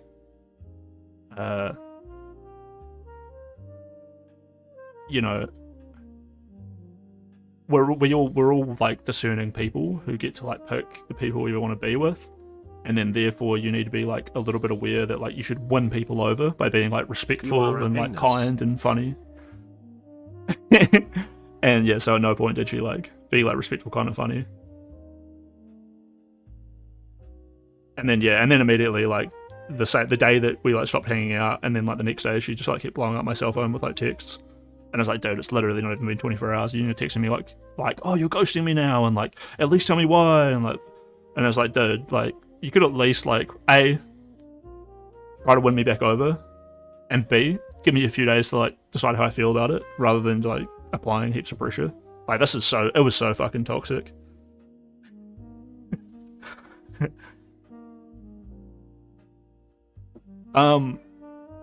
The chemistry over the texting is, like I said, like the cultural things. Like we both like, yeah, man. So like, you can be into like very specific things, like maybe some deep philosophy, and then like this girl can be into it as well, and then she'll like talk all about it, but then she ultimately like won't say anything. It's like you could both be into Game of Thrones, but then one person will just like end up talking about how like sexy the characters are, whereas I'll be talking about like the espionage and the subterfuge, and then like how that like contributes to like plot points and like character motivations, which might also be reflected in the nature of the land being like a parody of like the real world. And then the girl that I'm actually like sitting there talking to is like, no, because the Onion Knight was actually in love with Danny, but then she was never going to give up to him. Oh. I got laid off of that exact scenario once. There was a girl that I was sleeping with, and that was like the depth of our relationship. It wasn't even like good sex. But then she introduced me to her flatmates, and then she wanted to talk to her flatmate about Game of Thrones, and her flatmate was really cool, and her flatmate was obviously fully aware that this girl who I was sleeping with and who she was kind of like friends with, her flatmate was fully aware that this girl was just like kind of a dumbass. So it was just sitting there like, and just sitting there enjoying a glass of wine after she'd had a big day of work, and just letting this like girl just like talk her ear off. And I'm like obviously sitting there like wanting to be part of the conversation, but just realizing that like everything I think is just, or everything like as like everything this girl thinks, anything I can contribute is like it's gonna have to be like me correcting her and being like, oh my god, like I can't believe you see this in such a superficial way. So I end up biting my tongue, and this other girl sits across the table, seeing me looking so like fuming that she just gets like super turned on, and then so later on her friend became probably my favorite lover that I've ever had. But we never ended up dating or anything. She just hit me up a while later. But I love it. I loved it, like, debating Game of Thrones for like 5 minutes and then having to like sit back and realize like I can't just absolutely destroy this person. It would be rude. Just like totally won me over, her flatmate.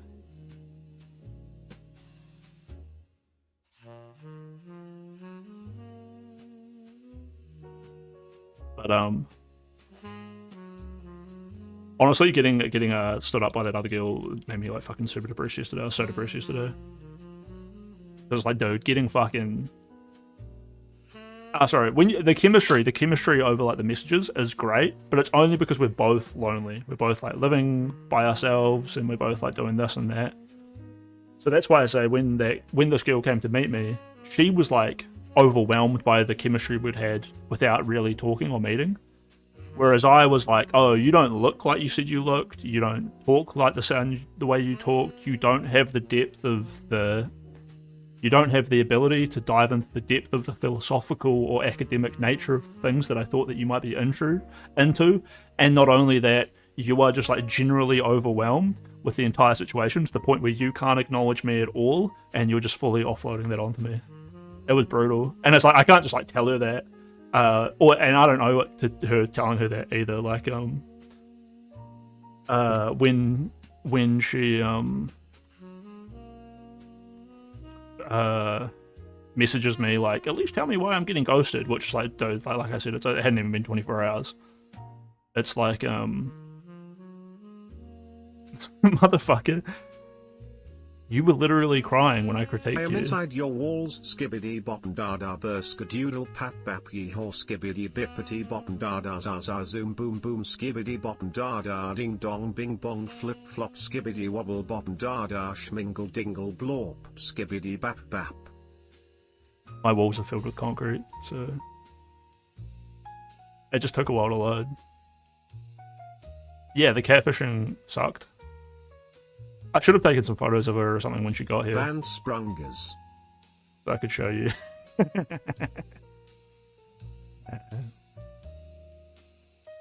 Dude, you weren't here, Techno, but Sprungus was here when Jesus Cow was here. And Jesus Cow is like pretty funny, but like I swear when he dropped me like 50 gift subs, he was just like drunk as fuck. And then he's here later on, like being like drunk as fuck.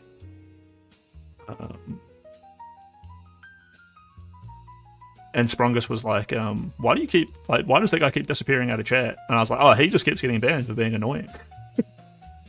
I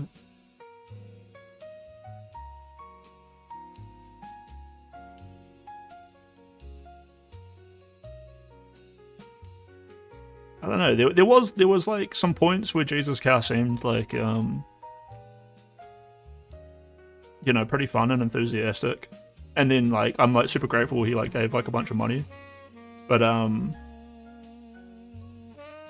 at that point I feel like it almost switches them up more than it switches me up. Like the amount of attention that they want in return is just something that I can't give, and it's like sort of obscure as to what they expect in return for, like, you know, the $200 you sent me. Because I'm just here doing my stream and it doesn't change. And I'm not saying it's like he does anything like that wrong or any of these people do anything too wrong. But they just sort of become more like pushy. And it's and like needy. And it's like I don't want to have to say that about them, and I wish I could help, but like I literally just don't know what to do there. And then it's like I don't have the temperament or the tolerance for like much. It's literally like this girl. It's like I wish I could be nicer to her. I feel bad for her. Like I should probably just reply on those texts. But then it's like when she's asking, and it's like I've been there, you know. But it's like, should I list all the reasons why it wouldn't work out for us? No, that would be like cruel. And then it's like, and then I just realized, like, she's smart enough to figure out those questions. She just wants my attention. And on top of that, though, the sad part is what she doesn't realize is that she doesn't fucking know me. She didn't take the time to figure that out. And that's sort of what happens with, like, the Jesus Cow thing a little bit. It's like, oh, you don't really realize how, like, much I hate what you're doing right now. Like, because I feel like pity and I feel like overwhelmed at the same time. Did I upset you a bit? Techno just Sprungus. Jesus Cow can be chill. Yeah. Well, like I've had, so like me and Jesus Cow, it's like we'll always run into each other in like other people's chats and stuff, you know. And it's like always like good to hang out. And then, you know, even like I'll have streams where it'll mainly just be like me and Jesus Cow like hanging out talking.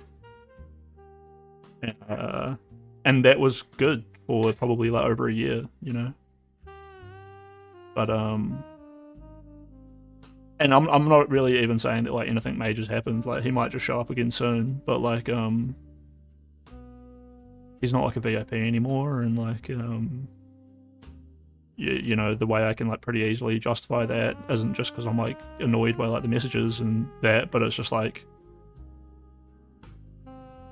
that's not how I imagine people who are my VIPs. I don't want him to get the wrong idea, and I don't want other people to get the wrong idea. The thing is, like, I don't mind being like I added like the Scream, and I'm gonna add like I don't mind adding like sound bites. Like I'll probably one day I'll end up, when I finish my code, and maybe when I have more chatters, I'll get it like everyone who's a sub can all submit their own soundbite. And then you'll all be able to type like hashtag whatever, like hashtag start the game. And then it'll do like the Age of Empires, like start the game already.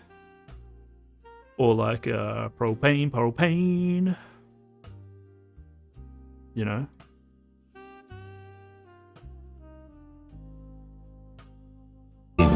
Ricky ruined my fucking life, Julie. So I just want a little propane. It's time to start the game. Whenever I'm yapping too much, And I mean, that's what the TTS is for. So like, I think it's kind of funny when Sprungus comes in and just fucking stims out on me when I'm yapping over and over. That's exactly what that's for. Dude, I follow the Noita streamer Dunkle Slam though, and there's this guy in there who he literally for like months now, every like 5 or 6 minutes, he'll play the Magikarp song or the Magikarp soundbite. And that's actually like part of the problem for it. And I didn't really, it just becomes familiar for me, and then it like goes off. But for other viewers, like, yeah, I didn't really notice it until one of them was saying like, oh, hey Dunk, do you ever think about like creating different channels for your YouTube and then for your stream so that like you can play music on your stream that can't be heard and get you copyright striked on the thing, and then also it'd be really good if I didn't have to listen to that Magikarp song every fucking time.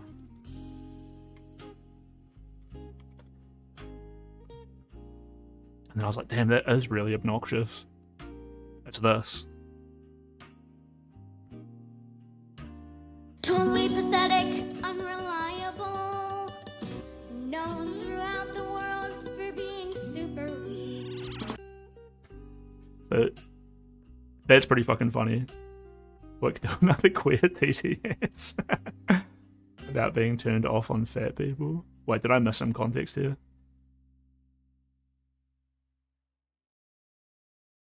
It was so odd that I loved it. It was a very Chris Blitus moment. Shit.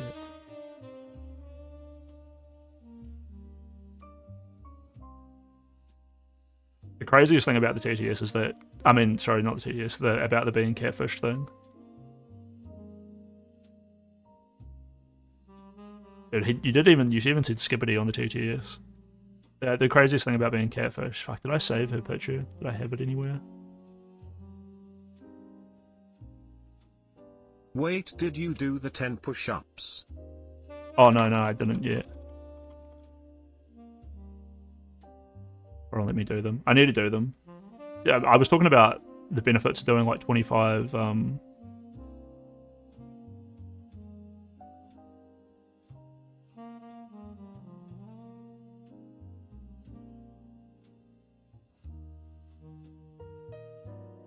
25, it's not even, is it 25? Was it 10 bodyweight squats? I've forgotten, which attributes to the point that I'm not actually doing them. Damn, she's cute. Man, she's close. It's so hard to believe that this is a real person, just considering, I don't know, these apps have never been fruitful.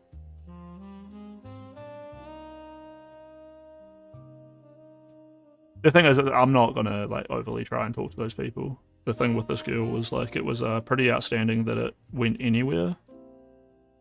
Like, she didn't really care that I live in like a shitty area and that like, I'm not working and blah blah blah, and she seemed to like be in a like similar spot.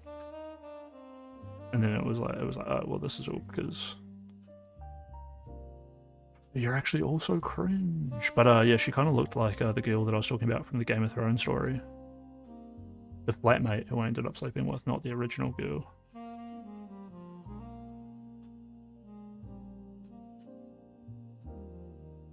Anyway. Hopefully you're not ugly, Techno. Well, he's a man, so...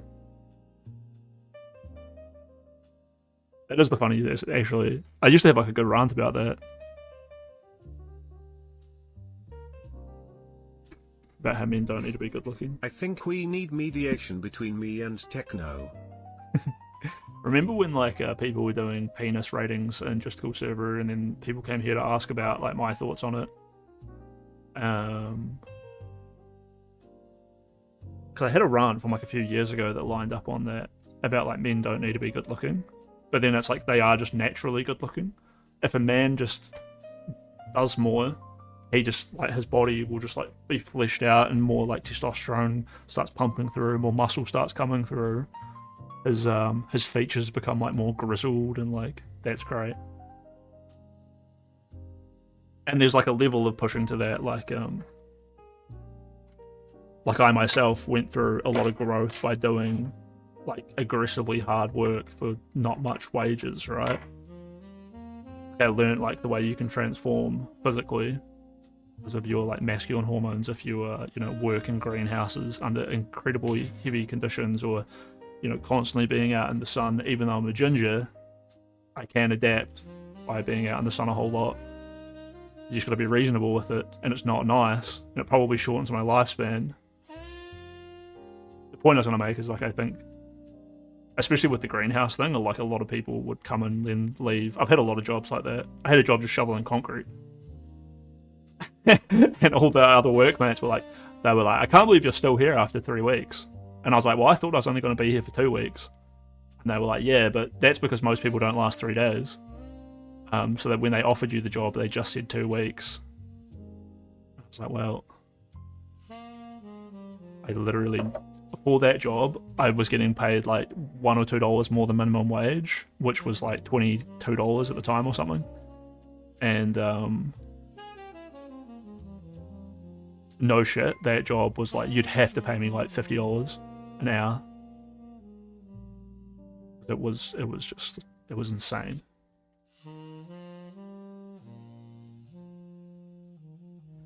Anyway, let's do those press-ups. It'd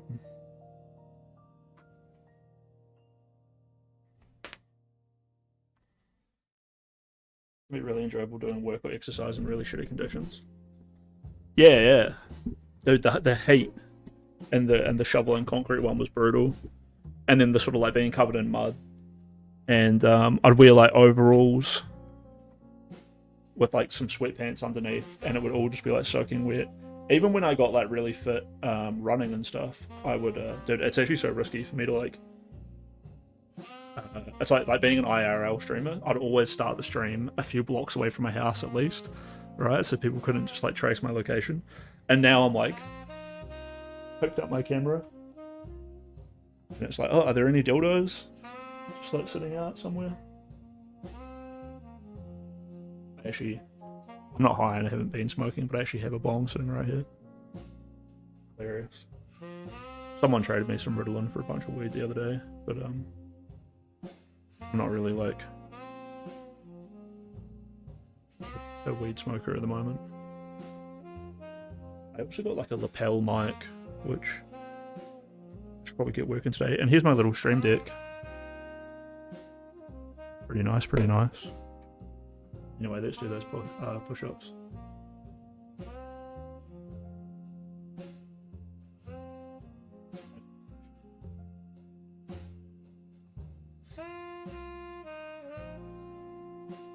I also need to take a shit, so if I shit myself doing this, then that's your fault.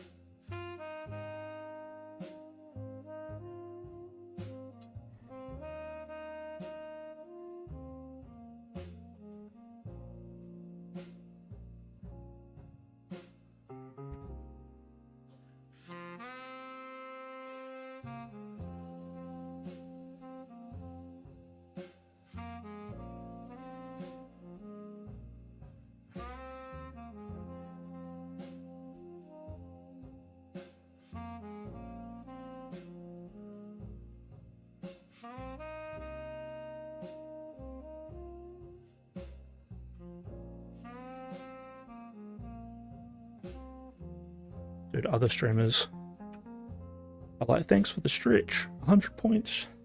100 points to take a sippy. I'm having a wee sippy. I'm like, brace the core. Push.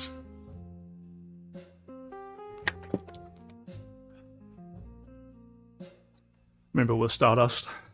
I used to like encourage everyone in chat to all spam the hydrate button, and you would do it like whenever someone was like debating if they're like getting like mogged, and you want to make fun of your own streamer, you all spam the hydrate button, and you're like, waterboard everyone, waterboard this loser until they give us the right answer. Then everyone spams hydrate. Yeah. It is way better than a year ago, right? actually really nice. I'm not like too embarrassed by it or anything. I got my little cooking situation. I gotta fix that monitor that you can see behind me, but it looks good sitting there. Here's my air conditioner and my air fryer. I got my blender and my rice cooker. My couch sitting there with the weights leaning against it is quite nice. Yeah. It's pretty good. It's pretty good. Thank you, dude. Me too, me too. It's nice, even just having like my little bit of weed, like there's like a huge part of it. Like I do like hiking and like the outdoors and that. And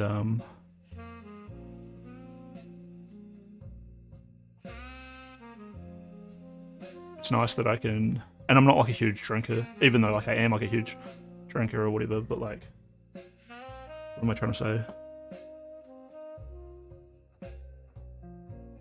I don't think it's like a great thing or a good thing. Even drinking like socially is sort of like, yeah. It can definitely help if you're in like a loud, crazy environment, have a few drinks, take the edge off. But, smoking a bit of weed and then getting out. It's like there's a thing when you smoke a bunch of weed where you're hitting bongs with the boys, and then like someone will be like, "Oh, I need to go do something," and everyone in the room will look at them like, "Don't open the door. If you leave the room, you're like breaking the seal."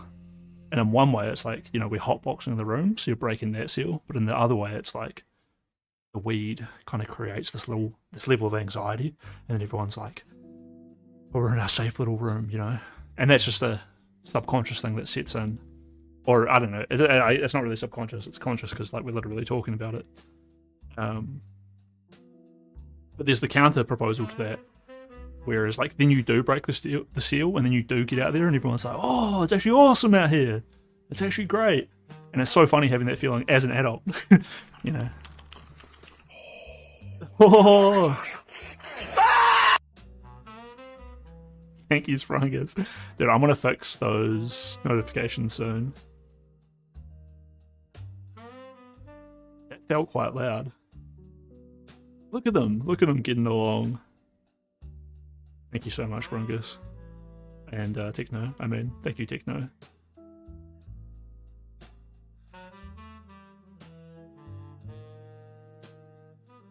I wonder if I should call my essay, you know, or the little write-up I want to do about like Nietzsche, Hegel, Clav, Sakuno, and Wake. But there might even be some Foucault in there. Although I don't really have any, I've never read Foucault. It's just, when I was in Just Cool Server, there was like a phenomenon I used to like notice a lot where a lot of, what was it? Baby Peach, who actually Jesus Cow gave a bunch of money. Alright, we're back.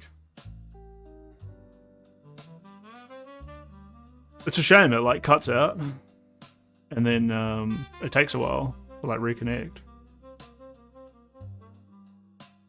You know, it doesn't try to reconnect immediately. It like I'll try in 5 seconds and then it tries in 30 seconds and then it tries in every 2 minutes. Unless I like manually do that shit. Well, perhaps it is the context in which words are spoken that give them the power or meaning. I love you, dog!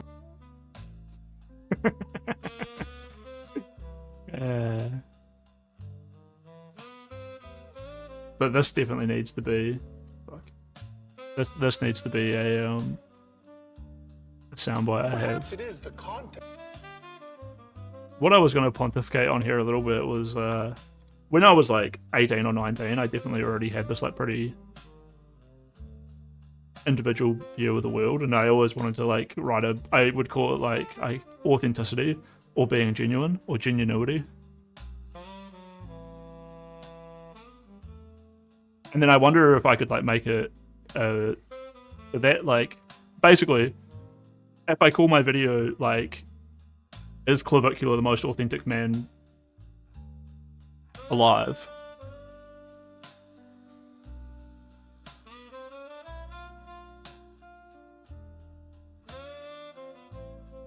Because I mean, if Clavicula is the Ubermensch, the Ubermensch isn't something that you're meant to look up to. It's a thing which society creates, which is like a hollowed out abomination of what they think a man should be, caused by a pursuit of ideals rather than a pursuit of living a happy individual life. And the Ubermensch is like probably self-aware in that, but helpless under the pressure of like the super ego, right?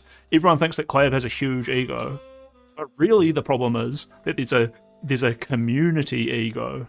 There's a famous quote which from Ryan Gary which says that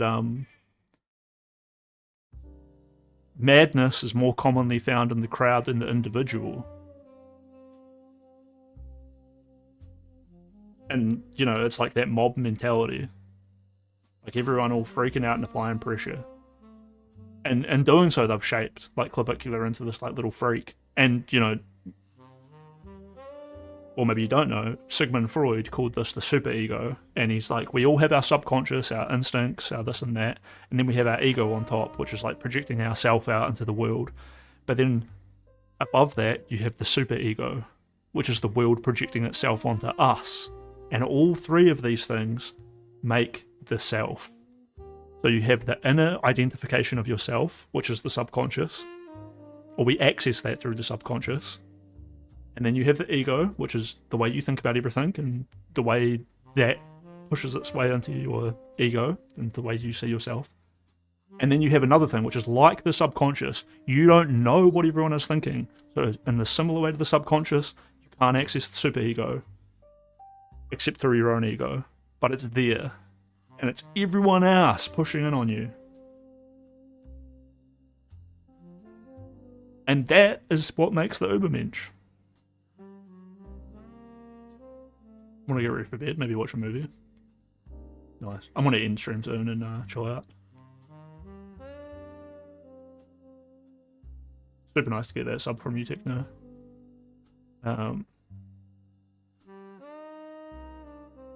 You know what, I was thinking if I stream today and I'm super happy to see you guys both show up even though I haven't streamed for a while. As well as my other, you know, we still get our lurkers. But no idea who those cute lurkers are. My cutest chat members. Can you not go back to being a conductor in DGG? I'd have to probably reach out to Destiny himself. Because I mean, I know Dan fairly well. It's just the community pushes back so hard on me that even the friends, like the chatters that really like me,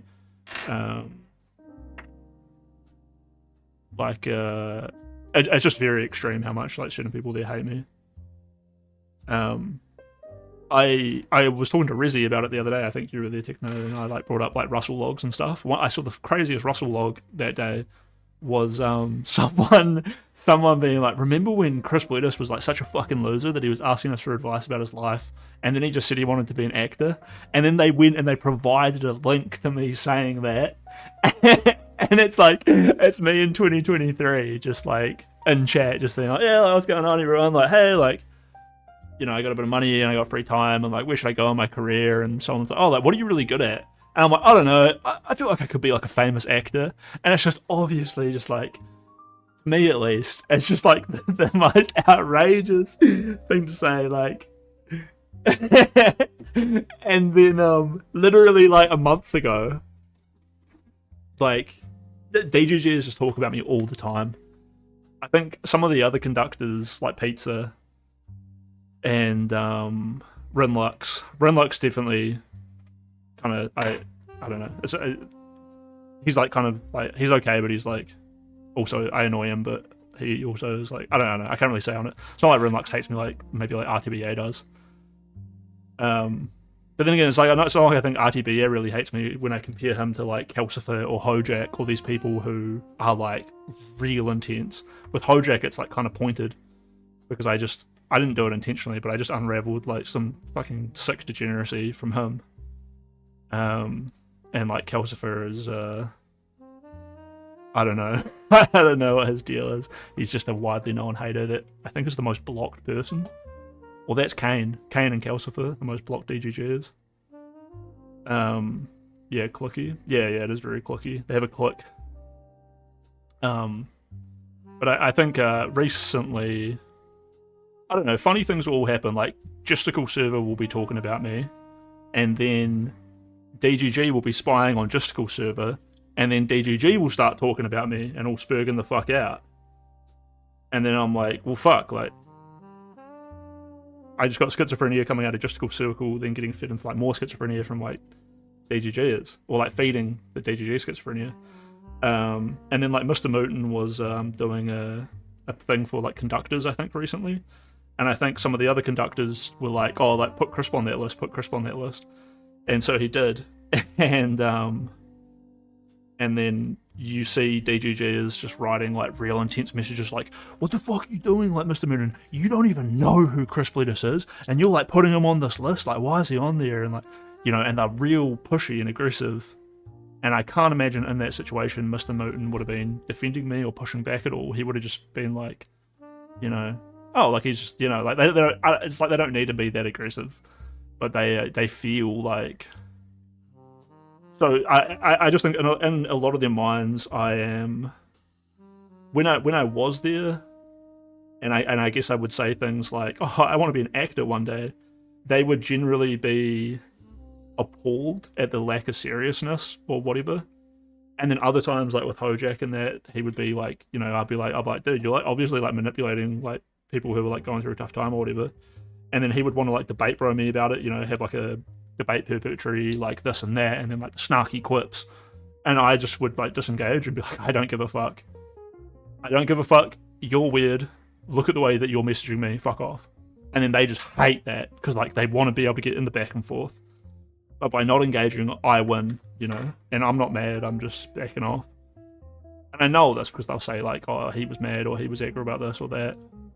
And they'll have longer conversations with other people about it than they will with me or like anything like that. And a lot of them like, yeah, like with the whole like, oh, I want to be an actor thing, that would like make people like block me and then, you know, just have an instant negative impression.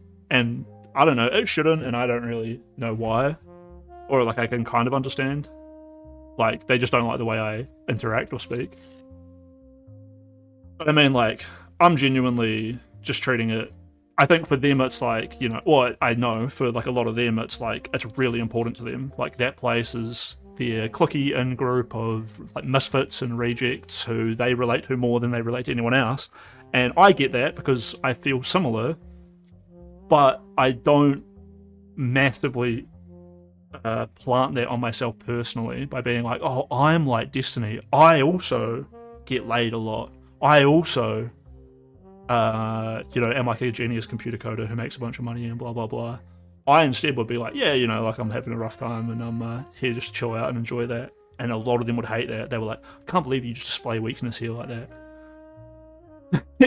I mean, as a kind of, it's a schizophrenic theory that I've got, but it's just hard for me to understand why they become so personally like vicious and righteous about the way they think about me.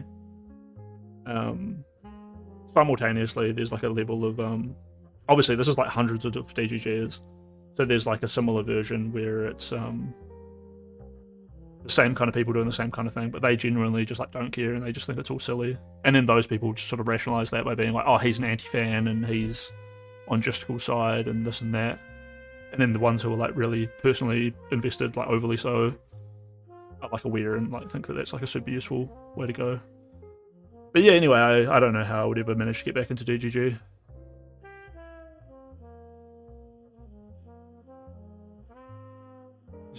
Seething Discord users.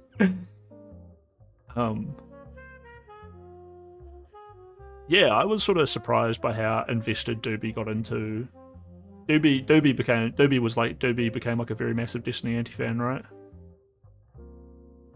The whole Destiny thing is wild. Like, Destiny did more recently do like some crazy, like, you know, the fucked up doxing and that. But then it's like, he did that in response to people just basically doing the same thing to him, going harder, doing this and that.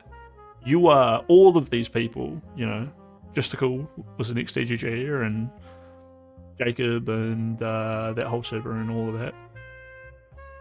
they're all fundamentally from that community and have like these same base principles. And a big thing that Destiny and a lot of these people have, and a lot of these like anime loving supervillain comp sci like genius people, is that on this like very core level of their base morality, they understand that the best way to live your life is to just look after yourself.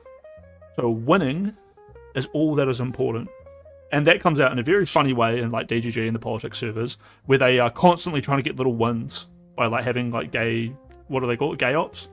Like they lie about each other and they have like silly debates and this and that. And they take it very seriously. And they develop their like skills and great terminology. But it all falls apart when they just sort of forget that they're all sort of like that, and they'll be like, I had no clue that this person was about to do this deceptive bullshit. And it's like, I don't know, like you could say I'm a hypocrite because like I dated that girl Rhea for like a second or two, and she had like, you know, there was heaps of signs that she was just like a dumb bitch. But like I don't know, like I'm not like constantly taking note of that, and I'm just in a world surrounded by other people all pretending like she's like cool and fine and it's okay and being polite and blah blah blah blah blah. But it's that kind of like appeasing people who are like regularly just like dickheads and attacking other people as like a sort of mascot to say like, oh, like we don't like this, but it's like really you were all doing it, whatever it is, like, you know, pervert, degenerate bullshit. Spending too much time on the internet is like a cardinal sin, like a lot of these fucking unemployed drama frogs, you know.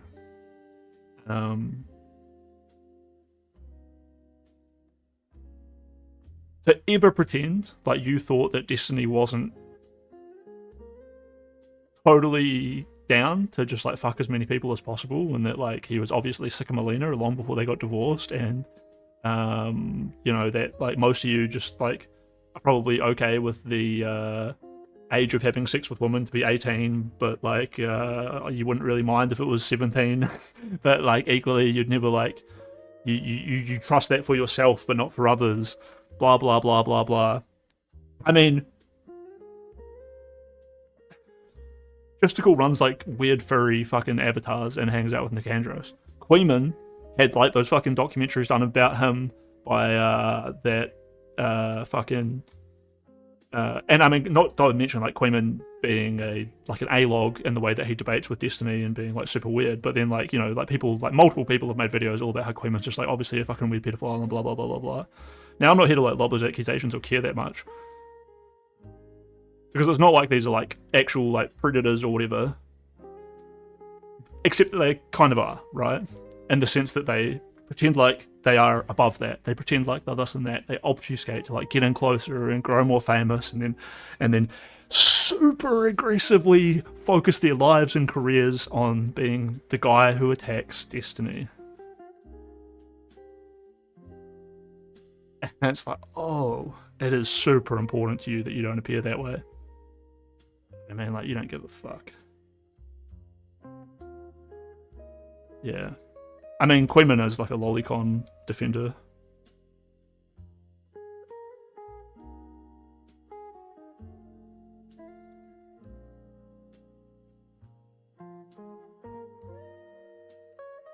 And I mean, it's like Justical defending like mods and people in his community who are just like rampant, like sex pests and porn addicts and like woman harassers, and then, you know, it's just pretty on the nose.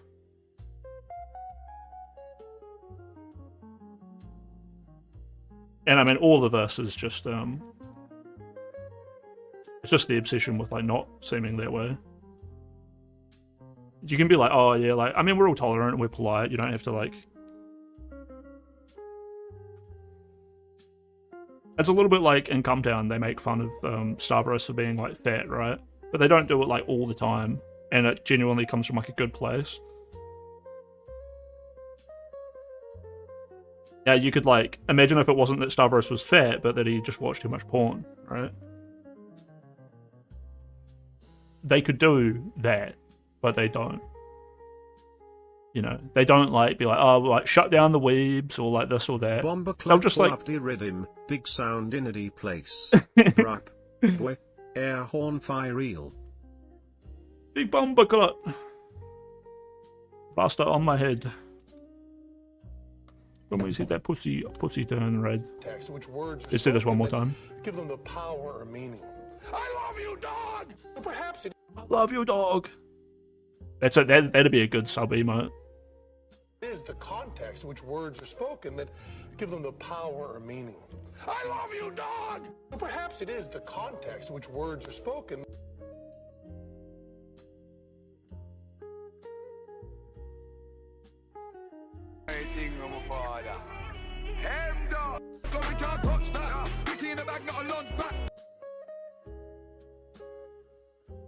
After, my God, give me like a brother. Fuck, I'm no pussy. My girl, you get your own cab.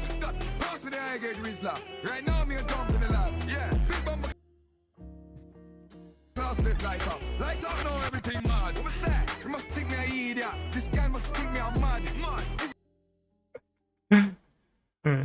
Perhaps it is the context in which words are spoken that give them the power or meaning. I love you, dog! I feel like that's a good transition.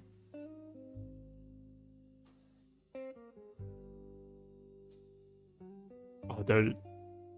I mean, I'm on my Ritalin, but like, I am not like. There's so much. The segmented version of the stream never seems to happen. First time I heard was Quinn had entire videos on his channel shitting and gossiping about food shops, like just trying to cyberbully. Yeah, I mean, a lot of Queeman people will like make fun of Queeman for like not talking enough or this or that. But I mean, well, like Justical will say that, but like you know, you look at Justicals and it's often he's just sort of gaslighting his audience with like the right vibe. Like he might take Wake's side, or he might go against the popular narrative or this or that. So he's talking but not saying much. But then, and it'll often be in a bullying fashion. So it's like the exact same thing. And then you look at Queeman's version of the same thing. Well, Queeman will like watch a bunch of food shops stuff, and he will just sit there being like, dude, her own prescriptions are even saying that she's a pedophile. And it's like, dude, you're smart enough to figure out the context that you'll just bring up like the context when it matters for you.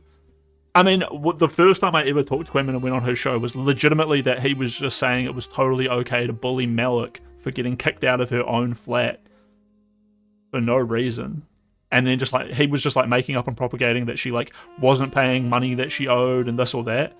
And you could just watch the video and just realize like, oh, they retroactively lied, or they came up with this debt that she apparently owed them after the fact so that they had a reason to kick her out. And then they made content out of it and like tortured her and did like awful things to her. That was Guna Gooch and fucking mainly Guna Gooch, who, you know, is now Lav's boyfriend and goes on the shows and hangs out with him a lot. I found it real hard to get over the way that he acted there. Malik 04.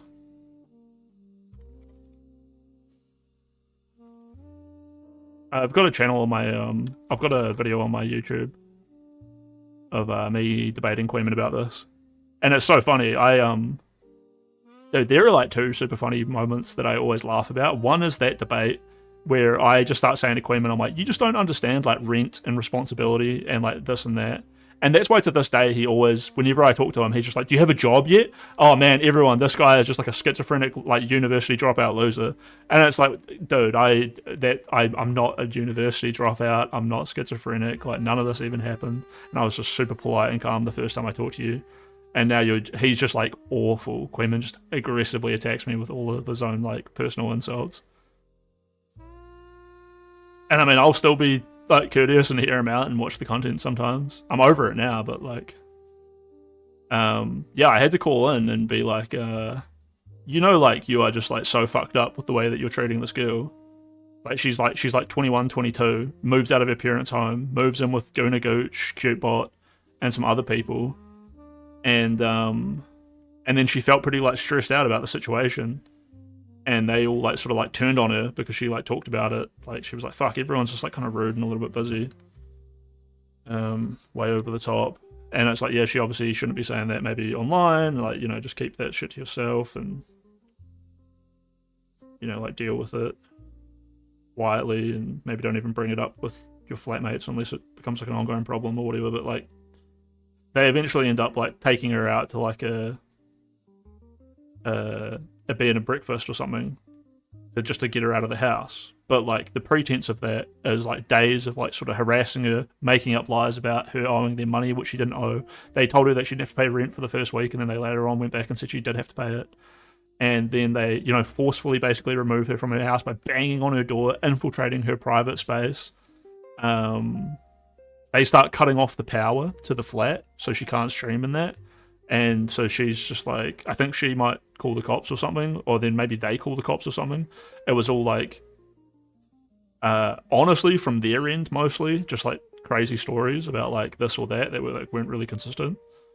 And then Queenman's just sitting there like laughing at her face while she is under super high pressure because she's not like a hard nut to crack. Like a bit of pressure, the skill starts to like be like actually quite overwhelmed, and it's not like crocodile tears, it's literally her being like, fuck.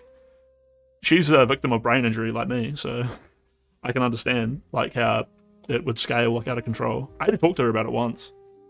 I met her because I used to do like all those e-dating shows, and then I did like an e-dating show with her, and it went pretty good. She actually cried. I'm actually really fucking good at making women cry.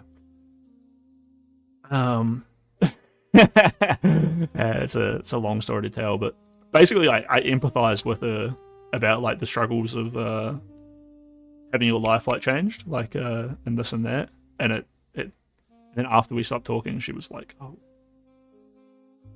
wow.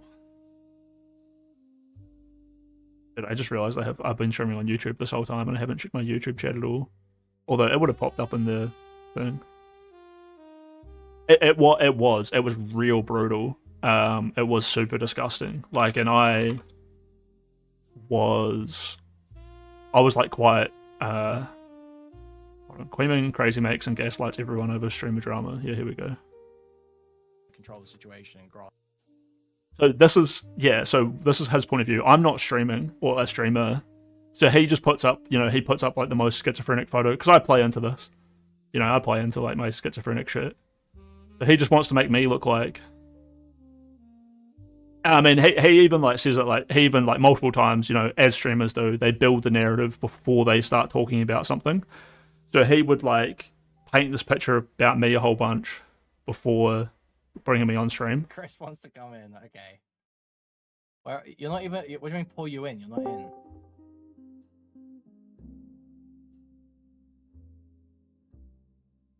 You have to be connected to one of the voice channels for me to pull you in, Crisp. I don't know if I can recover. Okay. The thing. Let me give you the long and short of it. There are times where she starts to bring up legalities, and I blatantly told her. Oh, he's here. He's here. Okay, you're trying to recover this, yeah? It's actually pretty fucking funny. What I'm talking about recovering from is this, where I'm like, they were like, you don't even know what you're talking about, because I'm arguing that like signing contracts and paying rent and all of this isn't the be-all and end-all of your right to live somewhere. And then they're like, well, that's like squatters' rights. I'm like, no, it's not squatters' rights either.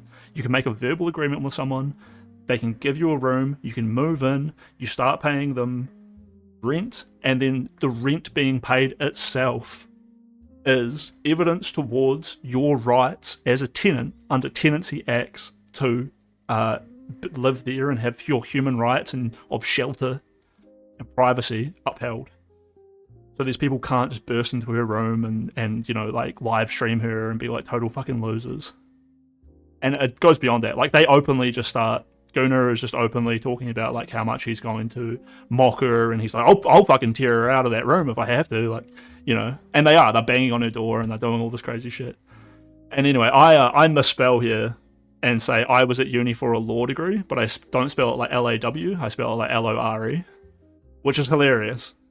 Because honestly, by that point, I had been like a law master. I'd covered a whole bunch of law, And you know, yeah, and this is him saying like he's like Chris has no life experience, he's like a total fucking loser. I'm like, yeah, no, I've like held down jobs, setting up outlets, and I've set up like Domino's Pizza out chains, and I've set up I've like run construction sites, I've done all kinds of shit, you know. I've worked for the Salvation Army, I've tutored people at university. I've done high level courses. I never dropped out of university because it was too hard. I literally got sick. How long ago is this? It says a year ago. It was more like 2 years ago. I probably put this up a while back, but you can see the way I'm talking, I'm like a little bit, I'm not like trying to go hard or make a big show of it. Yeah, notice how it wasn't, I graduated with a law degree. I graduated a law degree. Notice that wasn't that. Yeah, but I mean, I don't want to, do I really have to tell everyone that like I was like struck by like sickness and terribly ill and then like talk about all my life fucking problems, Queenman? Like, fuck, dude. I was at uni for a law degree. Which is like very relevant. Alright. That's it, it's like the bullying, right? You're so comfortable with this. Honestly, I thought this was pretty fucking funny at the time, and I still do, but it's like, you know, it is like, oh... This is clearly hostile. Dude. Okay, so right now, because the situation's hostile. This is clearly hostile. I was threatened. World of Warcraft lore. Dude. I was at uni for a law degree.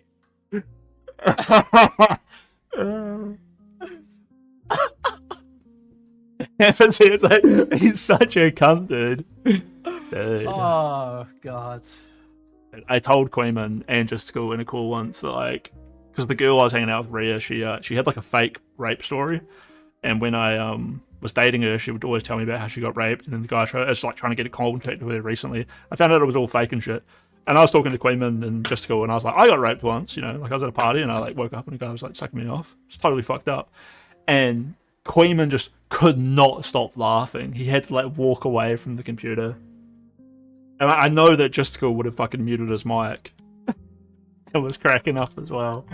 But Queeman being so in my face about how fucking hilarious it was that we had to stop for like 10 minutes. It's both endearing that he's just such an asshole, but it's nice because like I'm not taking it too seriously and not like bringing a whole bunch of gravity with it. It's just like important information because it was like, you know, this girl is saying that I am disrespecting her rape story, which turned out to be a lie, which we didn't know at the time that it was a lie, but I was like, I didn't disrespect it. In fact, I was like relating to her in this like very like personal way, which is like embarrassing and weird, but here I am telling you all about it and I'm telling her about it, and then Queeman just fully is like, he just disrespects everyone in that situation just completely. It was so like, I mean, I liked it at the time because it was like a bit of a change of pace, because everyone else was just so dead-eyed about that whole situation.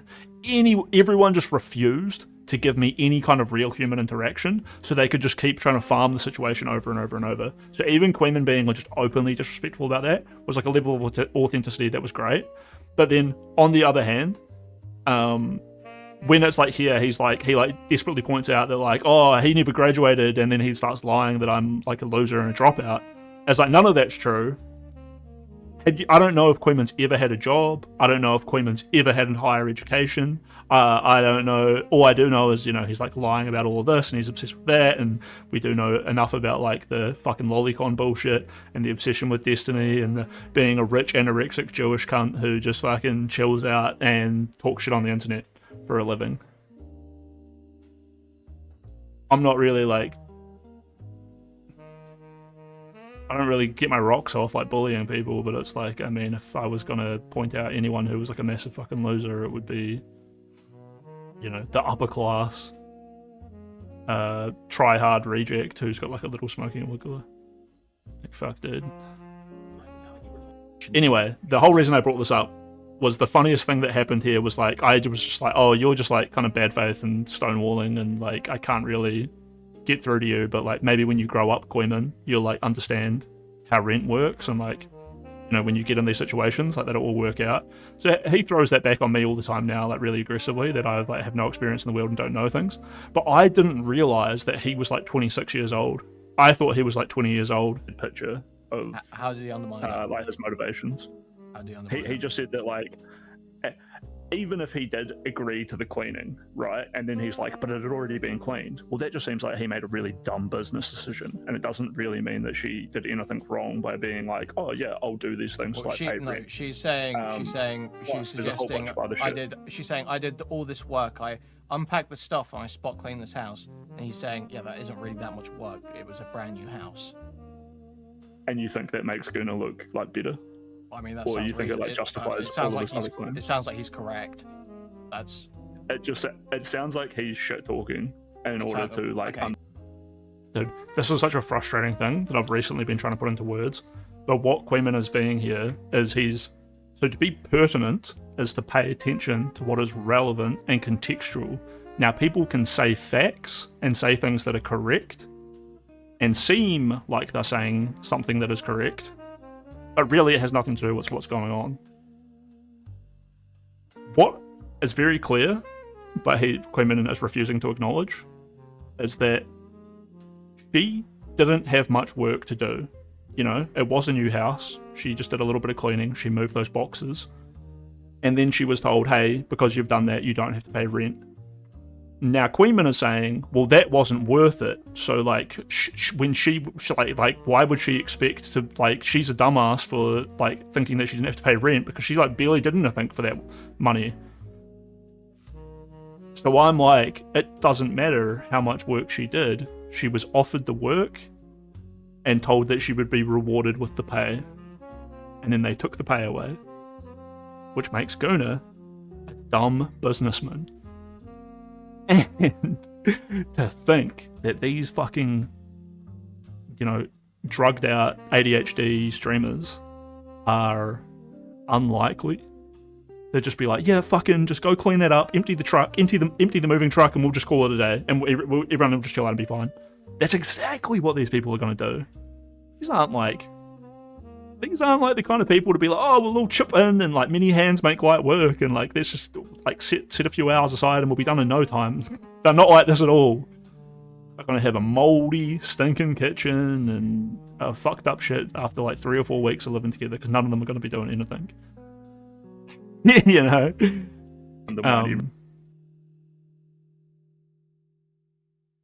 But damn it, I didn't realize how good he was at debating at the time when I like came into the school. But like undeniably, I think his chat like definitely said that I won. And yeah, he kicks me out of the call. That's what happened. Wait, but they brought this to the internet first, right? They're the ones banging on her door. Okay, and this is irrelevant. This is irrelevant. That's irrelevant. That's irrelevant. That's not what we're talking about. It's not at all irrelevant. It directly applies to their public image, completely her public image, it doesn't matter. their It doesn't ability matter. to protect. Not what we're talking about. Not what we're talking about. Not what we're talking about. Not what we're talking about. Not what we're talking about. Chris, well, we could talk about motivations. If someone's smoking meth in your house, is it acceptable to say get the fuck out or I'm calling the police? Answer yes or no. I don't have a response to your vain moralistic question. Crisp W, fucking skilled that guy. Yes or no? Yeah. Looking back on it, I handled that real well. Definitely, you're definitely like, no, I'm not doing your fucking yes or no bullshit.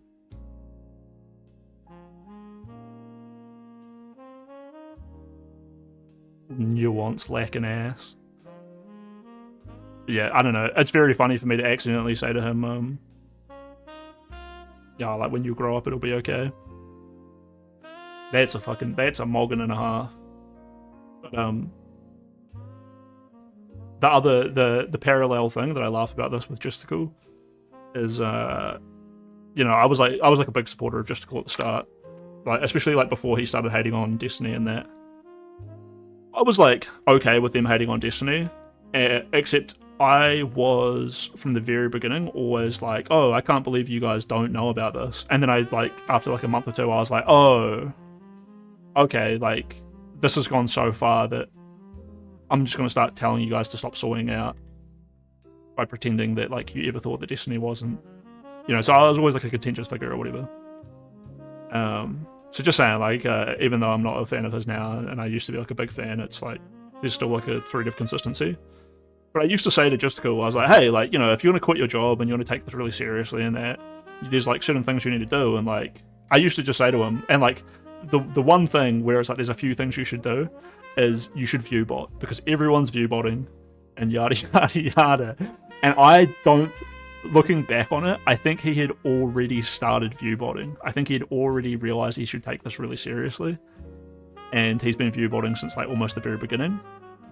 And I think I started pointing that out to him right when he, because I used to say to him, I was like, never cam up, you know, you never really have to give that much of yourself to the chat. And also like advertisers and other streamers and all of this. The funny thing is, in his space, most of them aren't view botting. Like, obviously, yes Rezi, yes no, Aiko, no. Cherry didn't. I see, but have you considered yes or no? But have you considered the yes or no? Have you considered that she's a meth head who should get out? That she's inherently, and meth is just something that can never be okay. Like, it's actually such a fucking ridiculous question for him to ask. Yeah, so I mean, I would notice this. Justical would raid me, and he would raid me with like 200 people, and then 40 of those people would leave straight away, and then I would have 150 chatters in my chat all night, and then none of them would talk, and then I would raid into someone else, and then none of them would talk. And it's like, okay, this is about 130 to 150 chatters that would go through.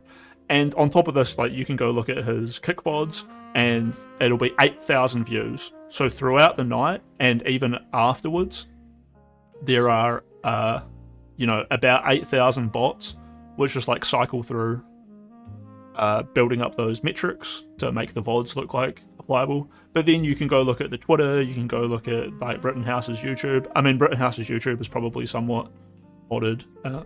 It probably does like kind of okay. But none of it is near 8,000 people coming in and out. Like, none of it is, the Twitter is nowhere near the 600 people that can regularly be watching the stream. It'll be 15 people. Which is like, maybe that's a quarter of the actual viewers. Maybe there's like 80, 90, 100 people. And I do know also, like, when I was very popular with him and his community, and I did some of my best streams with my good energy, and it was like actually entertaining good stuff, I got up to 60 viewers pretty regularly without any botting or anything like that. And I know that all of those viewers are from him and his channel. Because as soon as I started having problems with him and his channel, and like those people all verbally told me, you know, like I knew who they all were. Did she smoke meth? No, she didn't smoke meth. I mean, she's a relatively good girl. She's not out there drinking or partying or like doing anything much. One of her most viral moments was Ice P's son cuts streamers here. Or was it Ice Cube's son? I think it was Ice T. Yeah, here we go. Ice-T's son cut Twitch streamer's hair off without her consent. Because this orange is good. I'm just like munching on this outside. Wait, what the fuck? Bro, like, It's and she's obviously like shocked. But she handles like this like terrible invasion of her privacy, like without being like a total obnoxious bitch about it. She's not at all like. Wait, what the fuck? Like, I mean, she's a character and a half. That's basically why I know who she is. She's a super funny character, very authentic. Doesn't really take it. It's a little bit like me, I guess. I don't know. Like, you know, obviously there's a lot of like selling out and like bullshit that you can do to make your channel grow and blah, blah, blah. Like I'm saying, it's just cool. Like you should bot, you should do this or that. And I always say like, I should take myself seriously. So I should take my own advice, right? And I should bot, and I should cover slop drama, and I should make sure I go live and clickbait, and I should weave narratives. But I can't bring myself to do fucking any of it, right? And then this is like a person who's like that as well. Yo, who wants it? Who wants it? I just cut her hair. Ice-T's son cut Twitch streamer. What the fuck, dude?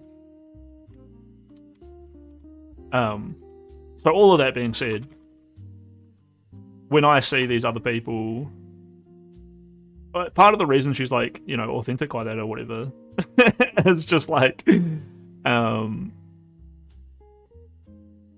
that she's just like fucking simple. She's just like, she's just a brain damage victim.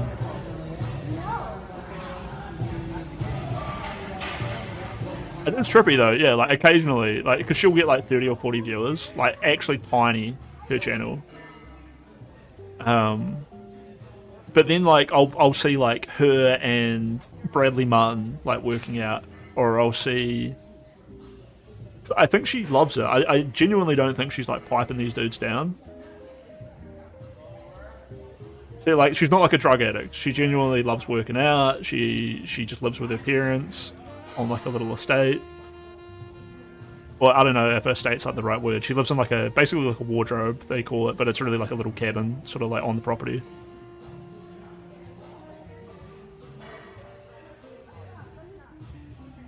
But definitely a manipulative mindset. Yeah, I mean, I think a lot of people, what you say there sounds like really far out and like, you know, you're just like sociopathic or manipulative, but it's actually what like most people do. They're like, you know, I put on my teacher's hat and I go to work and I be a high school teacher, or I put on my hat and I go to work and I be the manager of my local fast food chain, which really means nothing. I put on my hat and I go be the supermarket manager who controls like this big multi-million-dollar corporation, but it's just a fucking supermarket.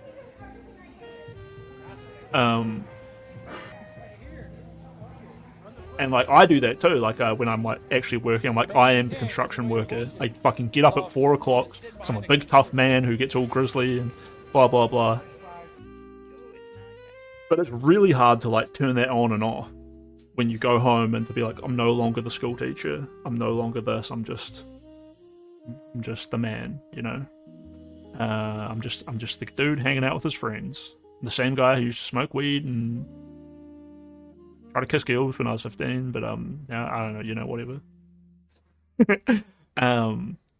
Like it was like growing up and seeing that happen with a bunch of my friends was like, it's like, oh, like I like some of you, like one of you is now the captain of the New Zealand cricket team. I get it that guy is like changed because like he's actually got something worth changing for, you know. He's like really driven to be this like amazing thing. And then I get another friend who's just like, you're just a high school teacher, you're just a high school geography teacher, but you're just so serious now. You're just always putting on the persona of like the responsible like adult. And it's like, dude, you're like 20 years old and I've known you since you were 14 and I'm like 5 years older than you. Like, come on, man. I've had friendships that have like sort of ended just because like you drift apart when they become like employed. To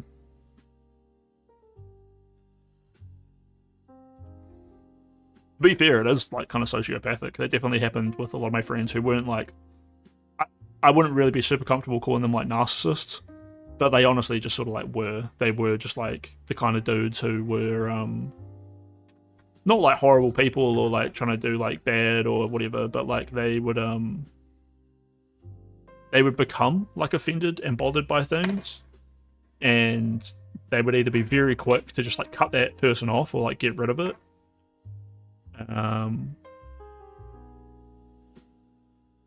And it often wouldn't come with like a whole lot of understanding of the other person's point of view, and it's like that's just right. That's just literally like a lack of empathy. But you're not a bad guy, and you don't really want to do anything wrong or anything.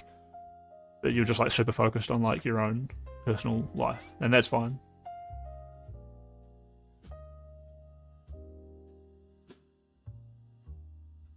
And I just think that like it's something I struggle a lot with. Not enough that like, you know, I think if I'd been happy to like settle into like being a school teacher or something when I was younger, you know, I probably could have just had like a pretty comfy little career doing that. But I always thought that I wanted a career path that would like immediately propel me. But like, so I like put in a lot of groundwork. I spent like a lot of years like building up that base, and then it didn't go anywhere. As opposed to just the other way. I think like being a school teacher is actually a great one. It's like in not True Detective, Disco Elysium. It's like he's a school teacher, then he like later on transitions to becoming an awesome detective, or other friends of mine were like school teachers, and then now they're like millionaires who work in Jakarta under like some other thing, or this or that. It's actually like a pretty good place to go and transition, and then you see other school teachers who end up there their whole life and they're fucking insane. Oh, I have seen this Howling Mutant guy before. Anyway, I'm just sort of like waffling on at this point. I feel like I haven't said too much in a while. I just thought it was super funny that back when I wasn't super invested, my intuition cracks me up sometimes. Intuitively, because me and Jessica were like pretty friendly. Like, we weren't like friends, but like there was like a decent amount of respect at some points. Although I was always like fully aware that him and like these other people, mainly because of like people like Wolfgang and other like freaks and like DGGers who were like before I even knew who these people were, they were already like working against me. You know, Justical and Wolfgang were friends, and then so I had kind of caught wind that like they would talk about me like in other servers, but I would like not let that bother me, and I was still like, you know, kind of friendly, and I felt like I got a decent amount of respect from Justical. Even though I knew it a little bit two-faced, right? You put it behind you, and you just do. You just keep on keeping on. That sociopathic bullshit, you know? To be fair, though, like I tried to see it from his point of view and all of that, so it doesn't fully relate to what I was saying before about having friends. Anyway, yeah, Wolfgang did seem really chill, but he was just incredibly petty, terrible at reading people. And then there just turned out to be like all these problems under the hood.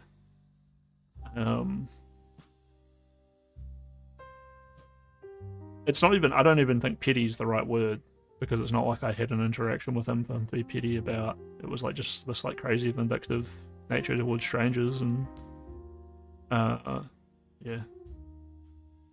It just feels like he's hiding something. It just feels like he's doing something really fucked up and he doesn't want people to find out, so he just attacks people around him. Apparently he was a fucked up friend to a lot of people as well. Yeah.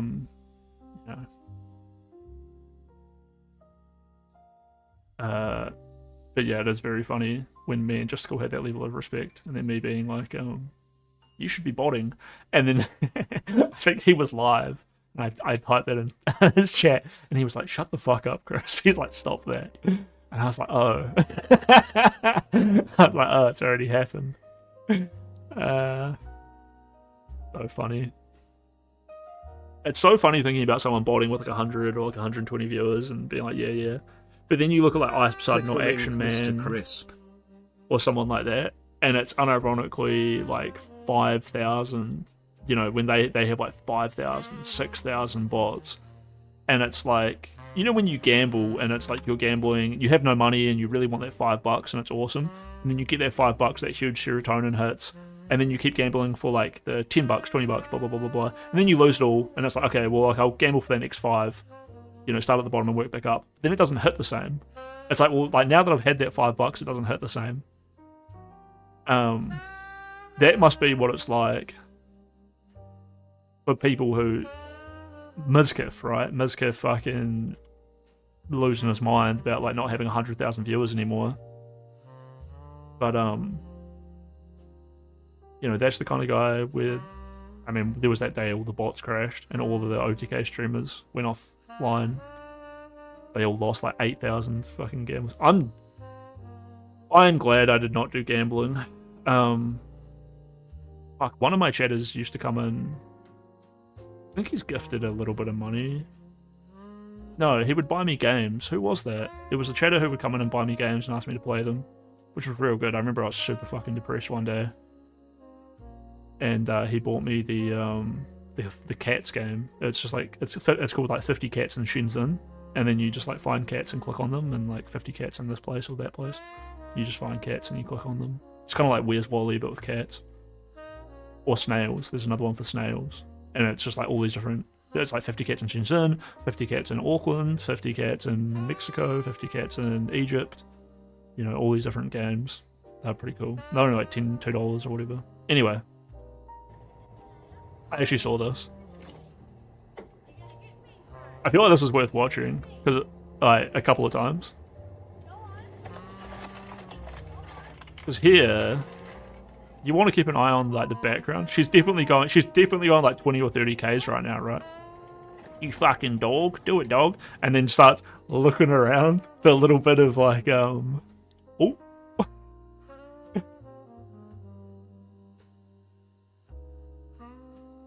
I think this is the exact same link that I saw this on, or because she couldn't cut through the line.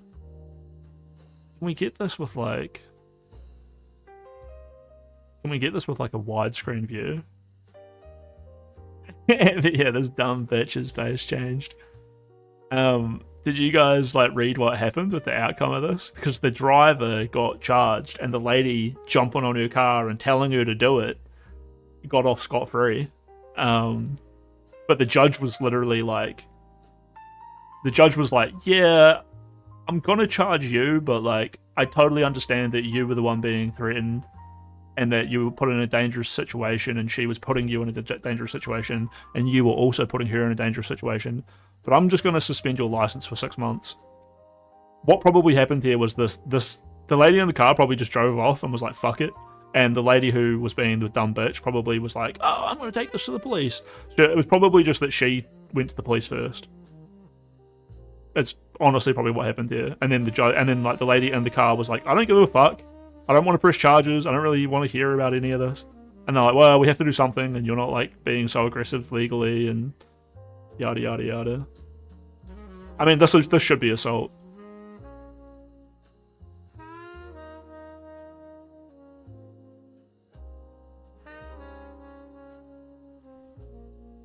I mean, it's like Clavicula did the same thing with that other dude, right? And like ran that cunt over. I don't know if anyone got charged in that. Oh shit. Oh no. Dude, I wonder if her legs are getting like rashed up here. Are you willing to get off? Dude, the jazz music is making it so much better.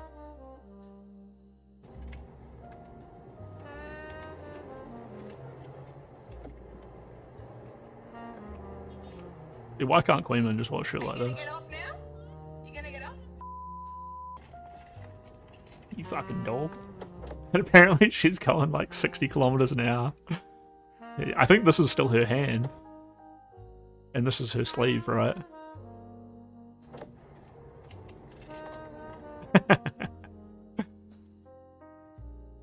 And r/interesting.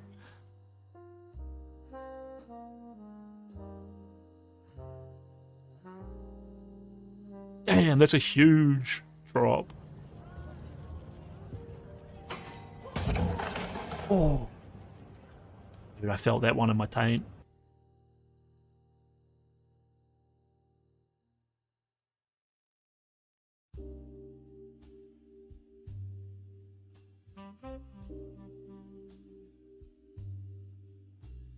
Did you guys see the one of the guy on the skateboard trying to... This might be like a Twitter thing. The dude's trying to do like the Marty McFly.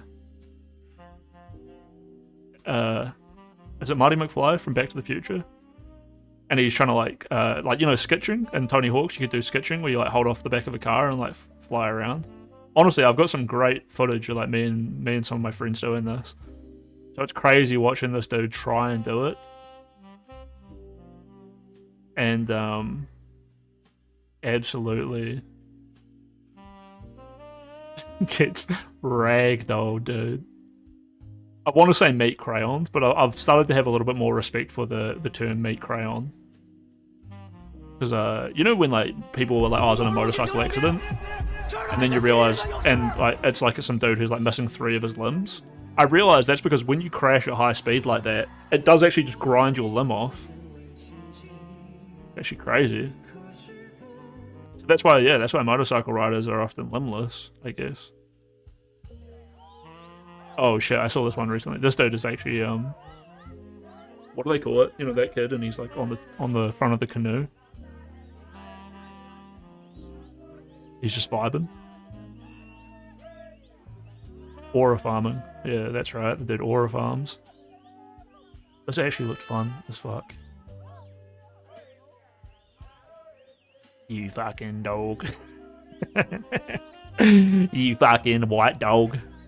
And I saw another one actually, like Aboriginal girl gets thrown on her head by cop on a bus. They had a lot of good quotes. But yeah, look at that. Dude, it lands on his feet as well. See, I don't know. Dude, the way it breaks up here, we'll play it a few times so you can look at all the different parts, but it breaks here. The ground's all dug up and soft.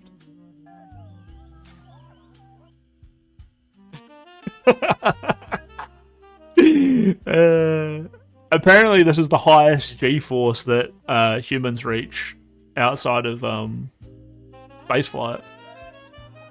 But this is like worse than being on a jet.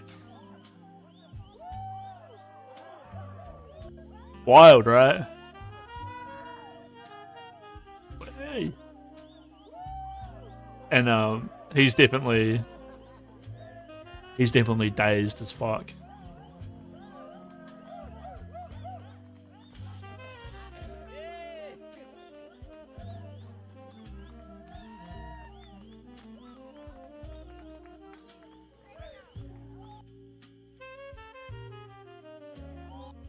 Let's see if I can find the Marty McFly one anyway.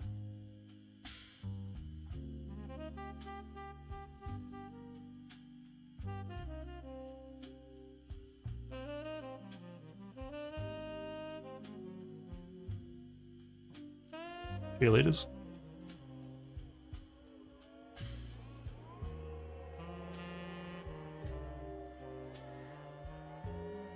I mean, that's...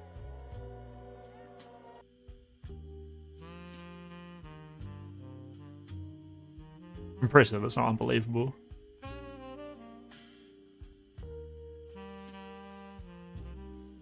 It is funny he face plants afterwards. Yeah, and he's probably pretty woozy after that.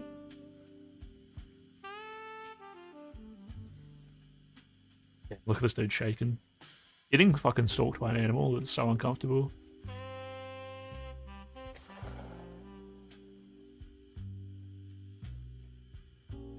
Boom, boom, boom. Dude, I saw one recently and it was literally a massive cougar.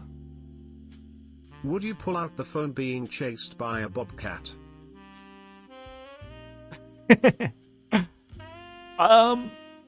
Honestly, I don't know if I would, but I feel like watching them do it is not like actually... It's a good thing, right? Like, there's so many ways to, like, analyze that shit later on. And just, like, covering your own ass. And, like, letting people know what's happened to you and explaining the situation and...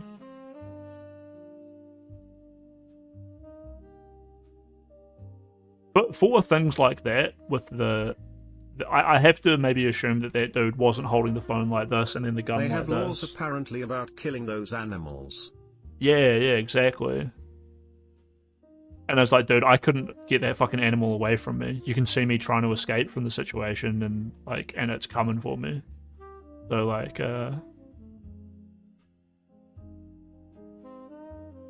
within 30 seconds, that animal went from, 20 feet away, from like 60 feet away to like within feet of me, and then I shot it. That's an awfully good thing to have on camera. But yeah, oh shit, dude, this is actually the greatest video I've ever seen of all time, dude.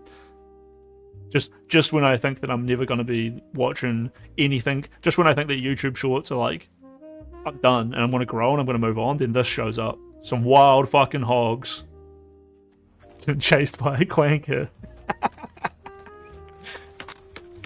Get its ass.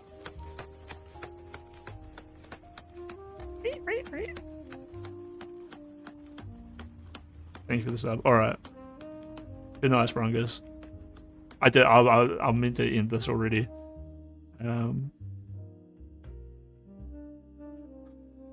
Honestly, I don't think my Marnie McFly thing's here. Bench press gone wrong.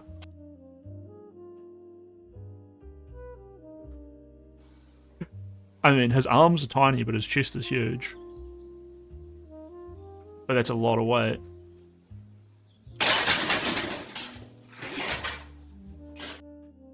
How did that even happen?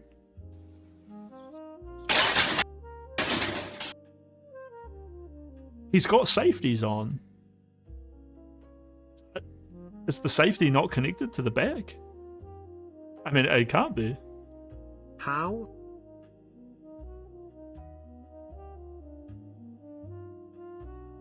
It seems to just go behind this safety. It's resting on the safety over here. That is unfortunate, dude. And that is like, you have no leverage here. Oh yeah, you're screaming, I wonder how heavy that is. Those look like 15 pounds, or kilos, sorry. But then it kind of looks like 10. But then it kind of looks like 15 again. 15, 30, 60, 120, 100 and then the bar would be another 20, so 140, and then another 20 for that. 160 kilos. It's actually so insane. The crazy thing is, even if his bench is this huge, and I could believe it, like maybe this guy just does a lot of bench. I don't know, I can't believe it. Your arms should grow, but maybe this is just people who don't do volume, and they're just... Like, I mean, it's ego lifting, I hate to say it. It's more than I've ever benched, but when I was 15 or 16 years old, doing a lot of bench press, but only ever going up to like 70 or 75 kilos, I would do like sets of like 30, because I worked out by myself. I didn't really know what I was doing, and I didn't want to go heavy to hurt myself, so I wouldn't go above like 75 kilos. My arms were way bigger than this. And yeah, 100 and... It's just so much weight.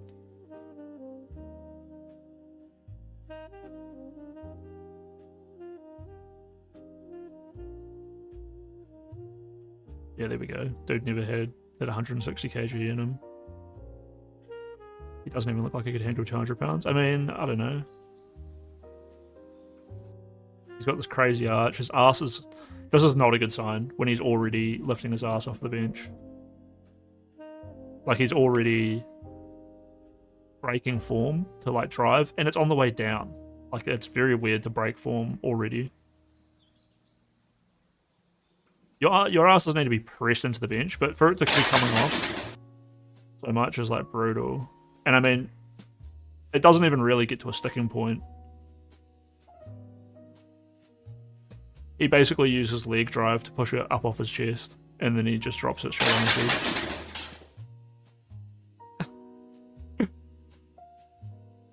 As this AI, I don't think it is. There's a lot of things that are like conforming to gravity in a way that AI doesn't, and I think you can see here that it does actually land on the safety, and then it just sort of bounces off and through.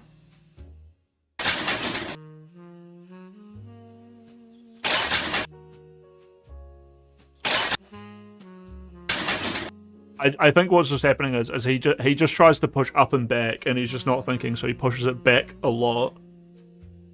And it moves the rack backwards, which brings the safety away from the rack, and then it just goes down the gap. When, like, typically you would want that to not bend at all, and then if it hit the rack, it would just slide down into the safety. But, like, equally, I can imagine why your machine's not engineered that way, because you don't need to throw it backwards. You just need to rest it back down. Just have any kind of control. I mean, I'm pretty happy bench pressing with, like, over 100 kilos without any safety. Because if I ever And this happens to me on bench. I find bench press really hard because I have big long arms and I have so much movement. It's really hard for me to like gauge my fatigue. So I'll have weights that I can definitely do, but I would have just done a little bit too much volume. Like it's super easy for me to like warm up a little bit too much, and then that'll take away from my maximum weight, and I won't realize, except when you're trying to do the bench. But what I was gonna say is like with like a bunch of practice, up to like 100 kilos or like 110 kilos, I can like put my legs up and then throw forward and like sit up. So I'm never gonna get pinned under even like 100 kilos. I can literally rotate that shit from my chest like sort of down to my belly button and throw my body up, and my entire body weight will like come up. Now that's probably not where I'm at right now because I haven't been training. But like that's a pretty realistic expectation of like if you are like serious about training, you can control like 100 kilos. Even if you're like a 90 kilo man, you can control like a bit of your body weight without any safeties. So like, I don't know, seeing stuff like this is just like, what a dickhead.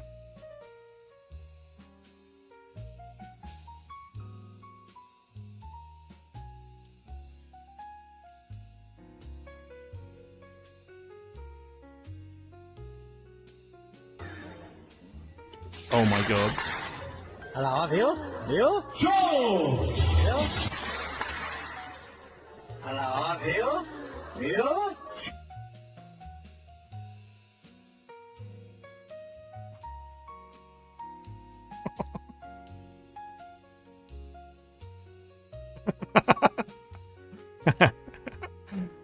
Ooh. Ooh. It only takes a single moment, dude. It's so great. You look at that guy and he's just like muscular and like confident looking and great, and it's like, oh, you're like an adrenaline junkie who's living your entire life to the extreme, and then in one moment you're done. I just realized that this is like 21 days ago, 9 days ago, so I don't know if I'm going to find that skateboarding thing. But yeah, I'm going to end stream and try to have a voice stretch, relax, and maybe think about everything that I talked about tonight. Thanks for having a good one. Very nice, Techno, very nice. We'll try to get back into Sprungus is right that we should do some movies and have a good one, Crips. Glad to catch a stream with you. Games. Please. Peace out. Thanks for the press-ups. Good night. Good night. Dude, I gotta do another burnt peanut dive.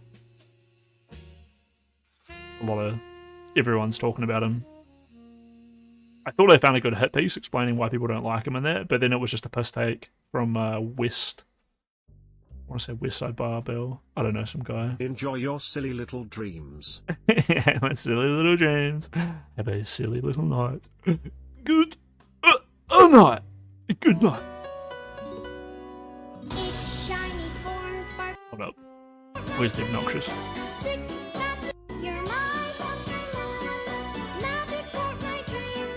So silly.